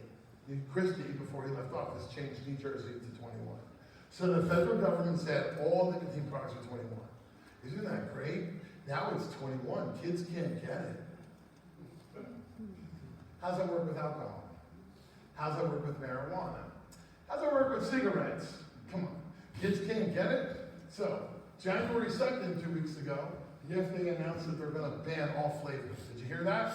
They're going to ban flavors. Did you hear that? Yeah, they're not. They're banning closed pods like that are pre-manufactured. That's it. They're not banning open-end systems. They're not banning vape shops from mixing pods. They're not banning the entire marijuana industry. And that has nothing to do with the black and the gray market. I say to the kids, the federal government banned flavored pods. Is that going to keep flavors out of your hands? No. So, you've heard a lot about lung damage and respiratory disorders, but what you haven't heard is what's coming for 20s and 30s and 40-year-old people. This is what's coming, hindering brain development because of nicotine salts that I'm getting ready to explain to you. I won't be much longer. Cardiovascular disease. You're going to hear about high blood pressure, but not for 50-year-old people, 15-year-old people. High blood pressure. Let me see if I can, where is it going to be? Oh, it was an email. I was in Kingston, Massachusetts last night. I got a 5 a.m. flight out of Boston this morning to go to New York. I went to Newark. I got an email from a woman today. I hope I can find it quickly. Can't really know what's in her. Christine, thank you from Silver Lake last night. I'm a parent that attended the presentation last night. I wish I had the opportunity to hear you a year ago. I have a 14-and-a-half-year-old son that just started vaping nicotine this past September. All along I've been speaking to him and a couple of his friends on why they are doing it, etc., and trying to educate them on the health risks. I feel like I'm many scared and helpless.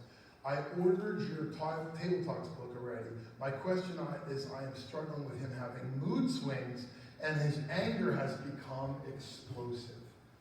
He put his hands on her for the very first time. This is a 14-and-a-half-year-old kid that was an honor roll student, captain of the team. His anger is explosive. Who's talking about that? CNN talking about angry kids that are putting their hands on their mother's faces because of nicotine on the adolescent brain, because of THC on the adolescent brain. Steve Sweeney and your governor all out there that we're going to legalize marijuana for what? We're going to legalize marijuana. We're going to end racial disparity in our criminal justice system. Anybody who tells you that is clueless. We don't lock up people of color disproportionately for marijuana. We lock up people of color disproportionately for every single crime there is in America. You want to end racial disparity in America, let's do it. But legalizing marijuana, what communities do you think are going to be impacted the most by marijuana legalization? Are you kidding me? This is unbelievable. People telling you, oh, the tax revenue. Tax revenue. That's what they said about the lottery. That's what they said about cigarette tax. That's what they said about alcohol tax. Oh, remember when Governor Christie said we're going to raise gas tax by a quarter and it'll never happen again? And then it happens again and again? Like, are you kidding me? They have no idea what they're talking about. This is travesty for children. Now, brain imaging studies of adolescents who began smoking at a young age, they had reduced activity in the prefrontal cortex of the brain. I don't know if you have a teenager, but the prefrontal cortex of the brain is pretty important to a teenager, especially a teenage boy, right? The prefrontal cortex of the brain, it wasn't from smoking that happened. The prefrontal cortex reduces activity because of the stimulant nicotine. And that was when nicotine was nicotine. Now nicotine is not nicotine anymore. Now nicotine is different. I'm going to show you why. This is the top 8 chemicals that I found in all my tests. Lead and nickel.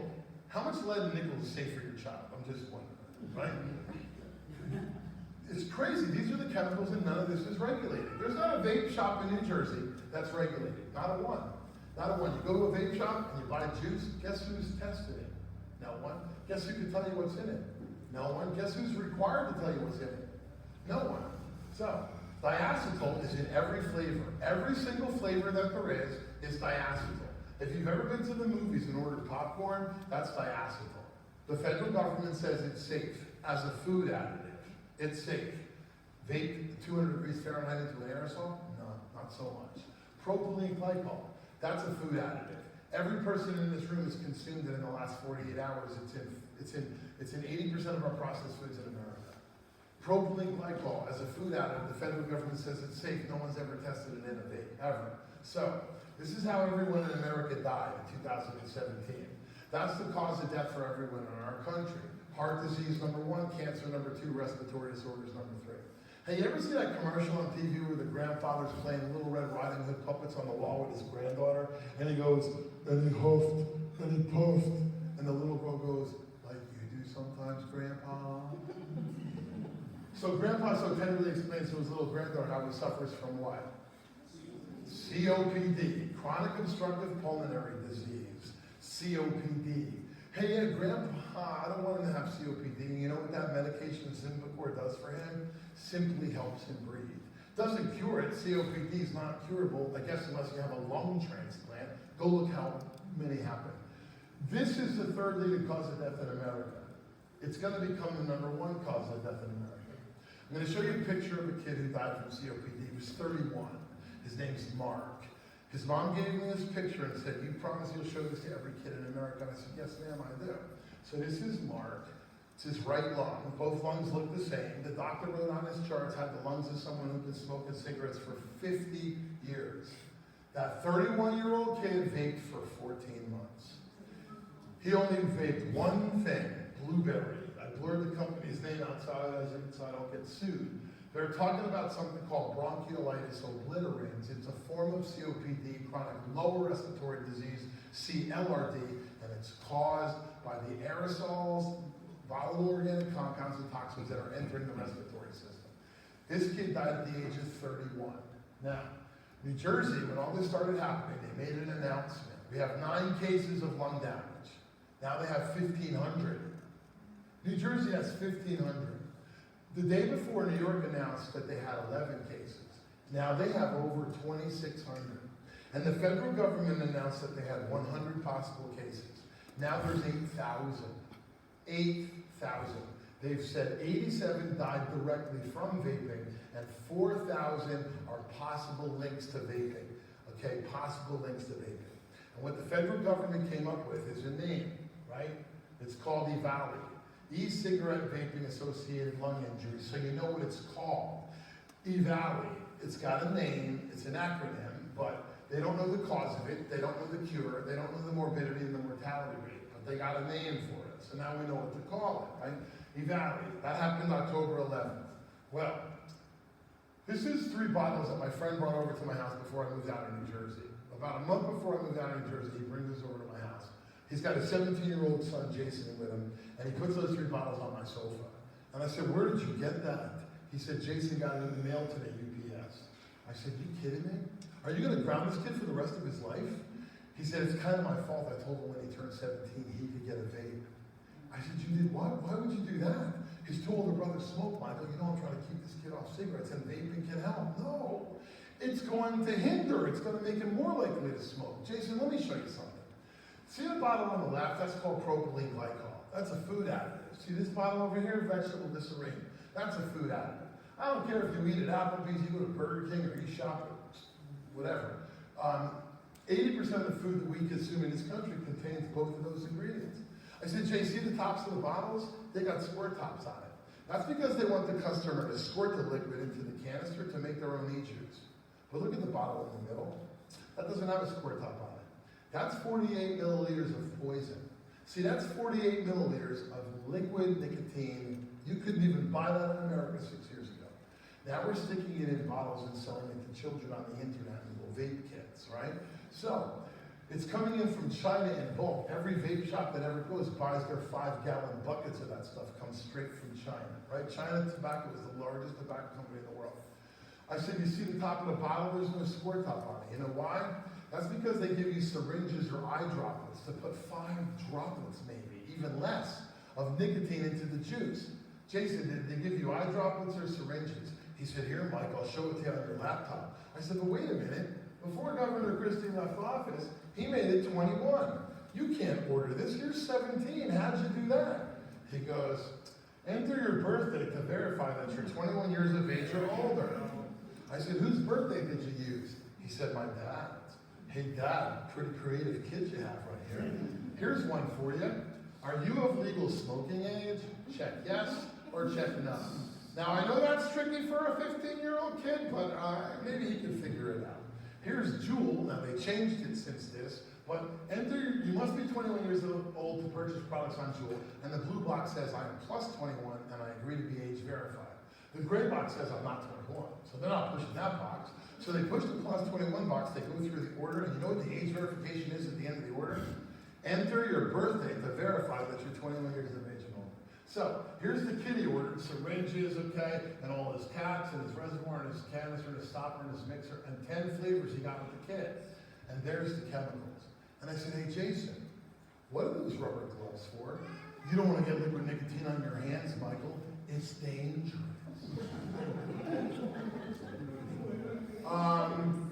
Excuse me. You're vaping it. He goes, yeah, but liquid nicotine's safe on the inside of your body. It's just not safe on the outside of your body. I said, son, do they teach biology at your high school? He goes, yeah, man, I took biology last year. Do you remember what you got? He goes, yeah, I got a D. Shocking. Dad, how possibly could this kid get a D in biology? So this is the Sorens. Very popular. It looks like a mirror compact because they wanted you to think it was. It came nicotine free. Then it came with nicotine inserts. Now it comes with THC inserts. You can put any drug in that device on planet Earth. Every pen on this screen that I am showing you, I bought and I hacked, and I was working with the DEA on a project because I was proving to people that I can put any drug on Earth in your vape pen. I can. You on blood pressure medication? That's me. I'll put it in your vape pen. And the DEA said, yeah, but you're a criminal.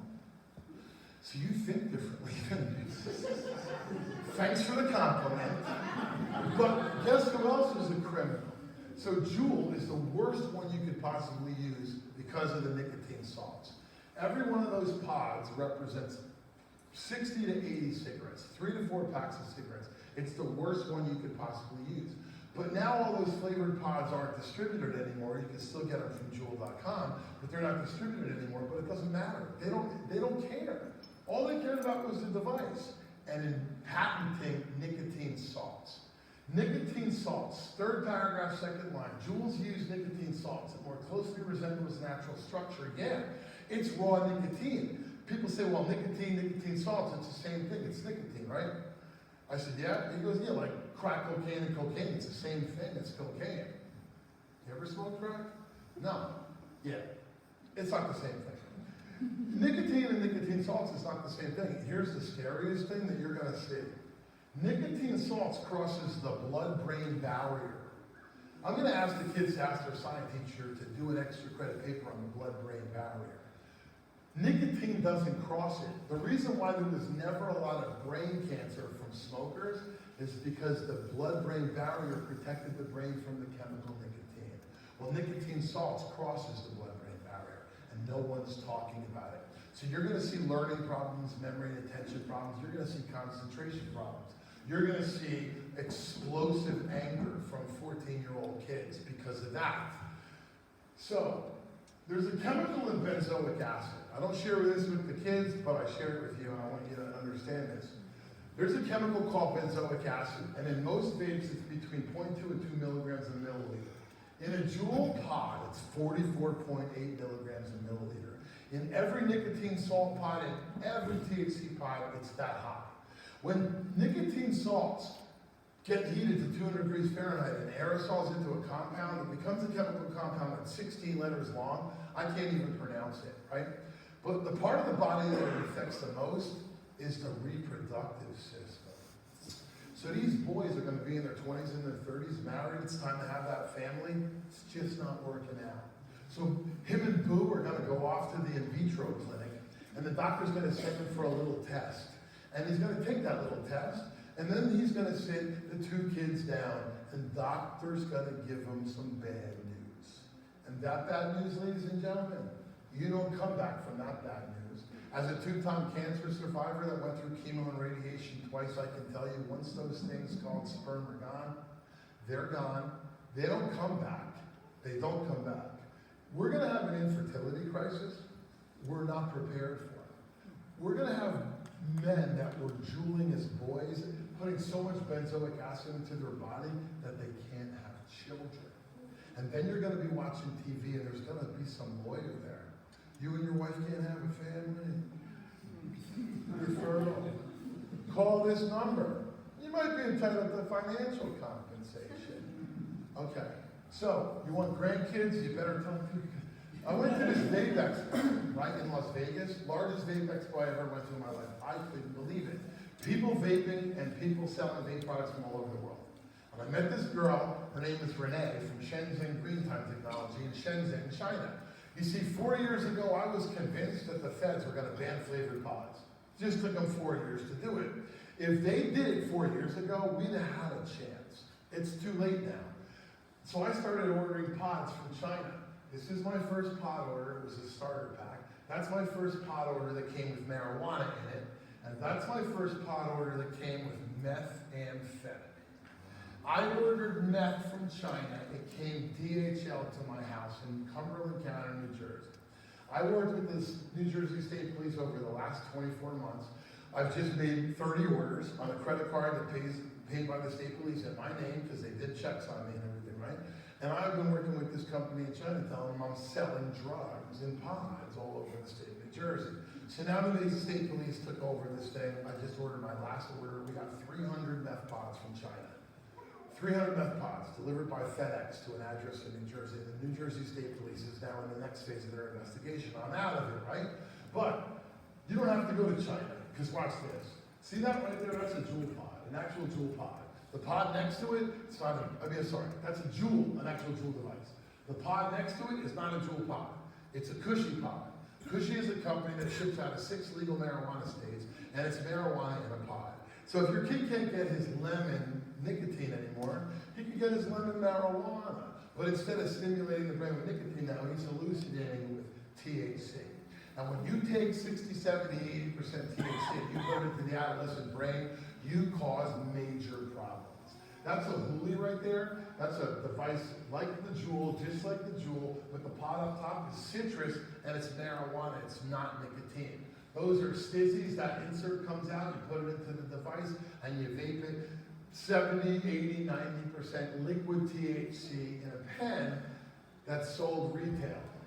Now, it doesn't matter about the flavored pods for another reason. This is just one website. I do not share this with your kids. This is just one website that's showing people how sleek the e-cigarette is and it delivers high doses of flavored nicotine. But how about kicking your nicotine habit with some THC? How to put weed in a JUUL pod. Step 1, take the JUUL pod. Step 2, and this is all video that accompanies this. Screwdriver between the pod cap and the body. It loosens the cap. You can pull it off by hand. You put the flathead between the body and the rubber plug to remove it. Step 4, you fill your pod, and then there's all these videos off to the side telling you how to fill your pod with whatever you want. And then reinsert the rubber plug, attach the cap, and you're finished. So now, you can still go to the Wawa right now and get menthol and tobacco JUUL pods. So after you're finished with it and it's empty, fill it up with mango. Go to the vape shop and get all your e-liquid. Or better yet, go to the marijuana dispensary or go online and order it, have it sent to your house, and repurpose all your pods. You heard a lot about CBD, cannabidiol. Well, here, you want to put it in your JUUL? Now they have CBD for the JUUL pods, right? For the JUUL devices. And 90% of it's not even CBD. But even if it is CBD, you're taking in a medicine that's supposed to help with something and the respiratory system with it. So this is a shop I just went to the other day in Vermont, and that was on the left of the cash register. Everything that you see right there is a JUUL compatible pod. There's 87 brands in the store. 87 brands. Lemon, grape, watermelon, every flavor you can imagine. There's over 1,000 flavors. Every single one on that shelf on the right side of the cash register is a JUUL compatible pod. And this is behind the cash register, right? And every bottle up there on the left-hand side, all those bottles right there, those are flavored nicotine juices, and they are not part of the ban by the federal government. So, these are pods, Miley pods, tropical mango. If you look under the mango, it says Salt Nic brand. That's nicotine salts. That's 80% of the market, owned by Altria, owned by JUUL. They don't care about their devices, their pods anymore. They only care about their devices. So, those are Lush pods and Cali pods and Zilla pods and C pods and Plus pods and CS pods. 87 brands are in the store. Now, this is a dank tank. That's a marijuana vape pen. 100% pure THC. You see that? You see it says 100% top shelf THC? That's 100% pure marijuana THC liquid. Guess how many people have had that studied on their brain? No one in the history of the planet. So this is a pen, a Cloud V pen, an actual pen. So if your teacher sees a kid vaping and goes over to the desk and grabs the pen and she writes with it, it writes. It's a pen. But the top of the pen twists off and it's for marijuana THC, it's $40. Vape pen to vaporize your wax and liquid materials. THC. There is no other wax and liquid materials. There's nicotine, right? But this Cloud pen doesn't hold nicotine, it only holds THC. So it's an actual pen. Do you think they've created that to help people quit smoking? They created it so your kid could have a pen and hide it from you. Now, how about an inhaler? It's not an asthma inhaler, those are THC inhalers. Those are one grows and the other one's a vape pen, right? It's for marijuana. This is a new one, Puffets. They started as melatonin, melatonin mists, but now they have THC. Pretty colors so your kids can tell the security officer that it's their asthma inhaler. So now we have hoodies though. So put your vape in the middle of the hoodie pocket and hook it up, and now you can vape through your string. You can vape through your hoodie string. And I know this says vapor right on, but that's clear. They don't have, they have all sorts of different designs. They also sell hoodies that have tubes in the sleeve, so your kid can vape a JUUL and then blow it into the sleeve, and they'll dissipate into the hoodie, the smoke, or the vapor. Now, I wanted to know how they were making the liquids and the waxes and the concentrates, so I went to Denver and got a chance to take pictures of the plant. This is a 3-FET Pyrex tube. Inside that tube is high THC blend marijuana. There's 300 tubes floor to ceiling. That's a Pyrex tube 3 foot long. They bring this big black wall up to the thing with tubes on it, and they hook each tube up to the tube. And they blast propane through it, or butane, and what comes out that side is this. That's 84% pure, 87% pure, and 97% pure. It's called shatter and earwax and green crack wax and BHO and butter. That's marijuana. See, the New Jersey definition of marijuana says any extract, resin, or derivative of the cannabis plant. So that's marijuana. So if you legalize marijuana, you legalize that. You legalize that. This is a medical dispenser I went into. See the medicine on the top right-hand corner? It says spicy white devil. It says 89.7% pure. I said to the kid behind the counter, hey, what does that cure? He goes, everything. Okay. This is 100% pure crystal. It burns just like crack on a glass pipe. Just like crack. It burns like crystal. And it's 100% pure THCA crystal in. So, when I saw those 2 vape vials, I had no idea where we were going. I really didn't have any idea where we were going, but I certainly didn't think we were going to get here so fast. Perception of harm is plummeting. Your kids don't think marijuana is a problem. Your kids don't think that nicotine is in vaping is a problem. That's the problem. See, in defense of your children, they were lied to. And we weren't paying attention. And our federal government and our governments allowed this to happen. And when that perception of harm goes down, youth use goes up. We have the highest youth use of marijuana and nicotine in America right now than we ever had in our country's history. So, this is a shipment that came out of China at the end of October. It was Sriracha hot sauce bottles. But it wasn't. It was $210 million of crystal meth in a liquid form.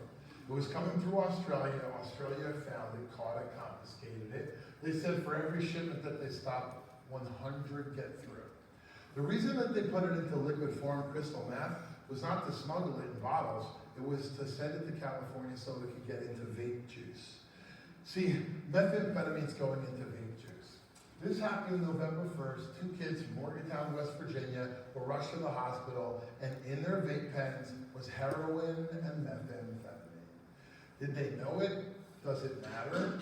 They had it in their pens. This is 4 kids in Utah that were rushed to the hospital. They had methamphetamine in their vape pens. This is 2 Wisconsin brothers. I can't remember their names. It's Huffman. I don't see that there. But anyway, they had 98,000 empty pods that they ordered from China. They had 31,200 pods filled with THC. They had 57 mace jars ready to be filled with liquid THC.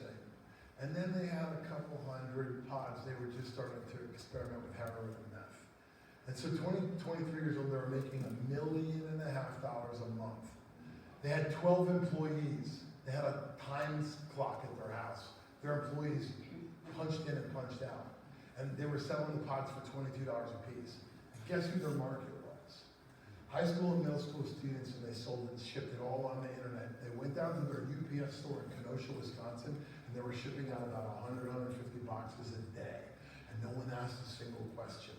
This is North Carolina officials. They took over 100 CBD products from stores all across the state of North Carolina and spiked with synthetic poisons. They say synthetic marijuana, but it's not. It's just plant matter that's sprayed with chemicals. Vape spiked with illegal drugs show dark side of CBD craze. All these people that are craving CBD and saying CBD is the answer, they have no idea what's in it. The cognitive function of your kids' brains, their psychological capacity, how they retain knowledge, how their creativity is manifested, how skill is acquired, how they maintain interest and curiosity. So real quick, I've been working with about 100 athletic directors across the country, and they're helping me. They're going back 10 years. They're going back 10 years. I want them to find out how many kids this year that we're in, the school year that we're in, came out for sports. How many people came out 5 years ago, and how many people came out 10 years ago. And you know what we're finding? We're down 30%. You know why? Amotivational syndrome, nicotine, THC. The higher the use of nicotine and marijuana is, the less interested the kid is in involved with anything. Now there's something called CHS, cannabis hyperemesis syndrome. This is uncontrolled vomiting. You can't stop vomiting. I just interviewed a girl who was vomiting for 9 straight days. In the hospital, they had her under. She was vomiting while she was under. It's up 2,500% among kids in the last 10 years. There's something called cannabis-induced psychosis. This is the scariest thing I ever seen in my life. High THC blend on the adolescent brain is inducing psychosis. And do you know who's sitting there drooling, waiting for the results? The psychiatrists and the pharmaceutical industry. Because they have the answer for that. They're going to put your kid on psych drugs after you've induced psychosis by smoking some weed. That 54% of Americans thought it's a good idea. So, that's a kid who thought it'd be real funny to turn an old controller into a bomb, right? And the melted plastic affected his brain so much, he's in Lansdowne, Maryland, in a psych unit 3 years later, and he's never going back to school. So marijuana and psychosis is real bad, very, very bad. And teen vaping about marijuana is raising concerns about addiction, right? That article is from October 9th, 2018. We're so concerned that we say we're concerned, but then we don't do anything about the concern. So the last thing I'll share with you is about addiction to nicotine. Because your kids, I'm going to ask your kids tomorrow, raise your hand if you know a kid who's vaping or JUULing, and you really believe they're addicted to it. And about 75% of the kids raise their hand. I don't care what kind of school I'm in, a beautiful Christian school or a public school, doesn't matter, or a beautiful public school, public schools are beautiful too. Addicted to vape nicotine. So I was like, parents are going to start asking me. I have about 200 families right now that we're dealing with. Their kids are addicted to nicotine. I had a mom come up to me in a parent academy in Michigan, and her daughter was doing 4 pods a day. And she took her to the primary, and the primary put her on Xanax. And I said, why would your primary put your daughter on Xanax for nicotine addiction? She goes, well, I was a little concerned too, but at least it's not addictive. And I said, and who told you that? She said, the doctor. I said, could you call my doctor? www.google.com, Dr. Google. Please type this in. Is Xanax addictive? When you get done watching some videos, call me back. In tears, she called me back, right? So, I went to Walmart, and I packed the Nicorette, the Nicoderm, and the lozenges, and the patches, and everything in strips, right? And I turned the boxes around. And on the back of the box, it says if you're under 18 years of age, ask the doctor because no studies have been done to show if the product will work for you. Huh, a kid can't use it. You know that legal paperwork on the inside that we never read, that we throw out and we pray that nothing goes wrong, right? I read it all, cover to cover, and it says no tests have ever been done. They've never tried these products on a child. Are you going to put something in your child's mouth that's never been tested on a child. This is Nick Attack. You're seeing it all over the place. You probably haven't seen it, but you have. You just didn't notice it. It's at every Wawa counter, it's at every 7-Eleven counter. It's exploding across the country. First of all, look at this. Chew at least 9 pieces of it a day during the first 6 weeks. There's 10 pieces in a pack. So they want you to buy a pack of that a day, right? You're trying to quit nicotine, they're putting 9 pieces. It's recommended that you eat a whole pack on the first 6 weeks. Hold on. So this is like, well, I've seen this up as high as $11. But you want me to buy one of those packs a day for 6 weeks, 6 times 7 is, okay. But look what it says. Not for sale to those under 18 years of age. You know why? It's poison. They don't want to get sued. I have a father right now, listen to this. I have a father right now in Michigan, and he's going through a bitter custody battle. And his 14-year-old son's addicted to nicotine, lives with mom. He turns to dad, because dad is cooler than mom, I guess, and mom will flip a lid if she finds out he's vaping. So he goes to the dad for help to get off the vape. So the dad goes out and gets a Nicorette gum. And about 3 days later, the kid has a violent episode of nicotine. He's rushed to the hospital. He's in the hospital for a week. It's found out that dad gave him Nicorette gum. You think that guy is going to have any chance of getting custody or joint custody of his kids? No, mom is using that against him. We're not talking about what's going on. So January last year, I go on CBS Morning News, and the guest who was there that day was the Commissioner of Health in New York. And he says, vaping among teens and kids threatens 5 decades of public health gains. And the woman right there, she says, we'll be right back after this break. Did you hear what he said? She goes, sir. Did you hear what the commissioner, could you tell her what you just said? She says, I heard. He said 50 years of public health gains is being thrown out the window right now because of vaping among teens. And you went to a commercial break, and she says, we're on a time schedule. America's on a time schedule. America's on a time schedule. America's not concerned. America's not concerned. Man, I'm so glad you're here tonight. I'm so glad you spent an extra half hour with me. I'm so glad you are concerned, but in many ways, most of you parents right here, I'm preaching to the choir. I'm preaching to parents who are involved in their kids' lives. I'm preaching to family members that are here because you care. Where's the rest? Now, this was sent out to, I don't know how many schools, but how many high school students are in Piscataway? How many middle school students are in Piscataway, right? Why is it in the standing room only? It's not Piscataway, it's not even New Jersey, it's everywhere I go. I was in Kentucky a couple months ago, I had one parent. 16,000 kids in the district, I had one parent. One parent. So, I hate to leave on a bad note, but this is how children die, right there. 15 to 24 years of age. This is the top 5 causes of death for kids. Accidents is number 1, and 1/3 of every kid that dies in a car. And 90% of those deaths, the driver was under the influence of drugs and alcohol. 90%. Suicide, never seen a suicide that wasn't drug and alcohol related. Homicide's number 3, never seen a juvenile homicide that wasn't drug related. And the number 4 cause of death for kids 15 to 24 is a drug overdose and an alcohol poisoning. So people say to me, Michael, the 4th leading cause of death for kids is drugs and alcohol. It's 1, it's 2, it's 3, and it's 4. Now watch this. In the year 2000, respiratory disorders, you know that number 3 cause of death in America was number 16. And 10 years later, it was number 10. Now, according to the CDC, it's number 6. It's right behind adolescent cancer. 15 to 24 years of age. So grandpa with COPD is tragic. What's a 15, 20-year-old kid with COPD? It's preventable, but we're not even talking about it. So I want to show you this chart. This is from 2013, but I took this all the way back to 1987, and it's identical. This is the National Survey on Drug Use and Health. So they asked people 18 to 27, when you were a kid, 12 to 17, did you smoke cigarettes and drink alcohol? When they said yes to both, they had the highest use of drug and marijuana use of anyone surveyed. When they said no to both, they had the lowest.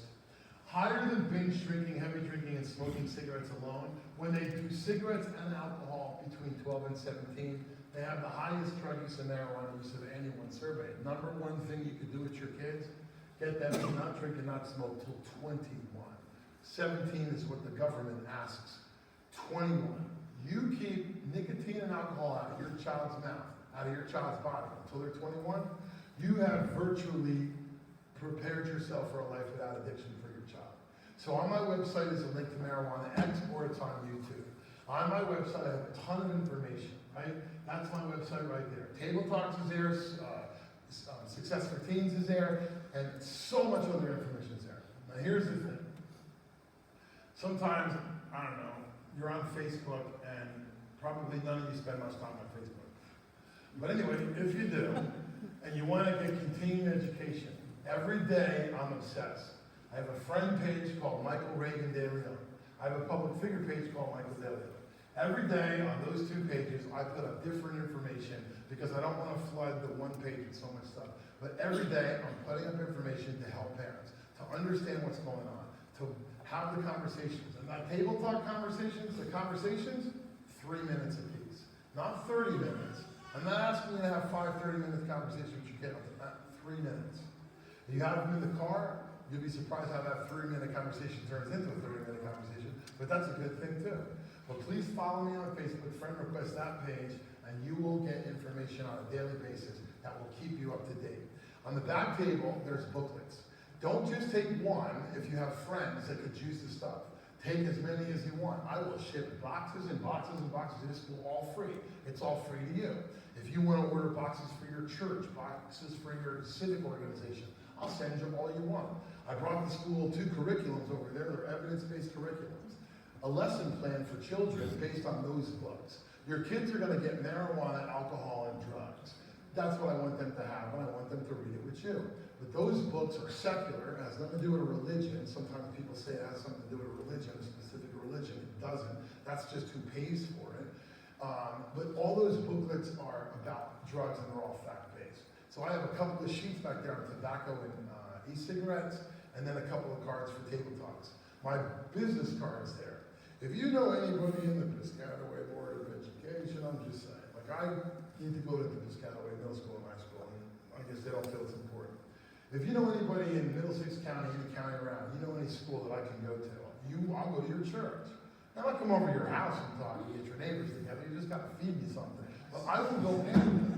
I went to BNY Mellon, I had 1,700 employees morning and afternoon, 2 sessions, and they streamed it to 30,000 employees around the world in 7 different offices. So I guess it was translated in certain countries, but I will go anywhere. I have a totally different thing called drug-free in the workplace, or I'll educate your employees about vaping because employees are parents, and parents don't get a chance to see the truth about what's going on. But my website is a plethora of information, and it will be absolutely beneficial to you to get educated and continue to be educated. I know I could have stopped with that. I just wanted to give you as much as I possibly could. I'm going to impact your kids in a way so much tomorrow. They're going to come home and have long conversations about me and the story and vaping. And I hope that they stop if they are vaping, or if they haven't started, that they won't start. So anybody have any questions, or we can ask you questions at the end. There's still cookies left. I heard they're all sugar-free. They're not. I didn't hear that. Anybody have any questions, anything you want to ask? I know I still got that Jersey in me, so I talk so fast, but I just want to give you everything I possibly can. I could keep this to 30 minutes, but I just don't think I'm doing you justice. So that's why I went, and look, y'all stayed. Thank you for your passion. Thank you. Thank you.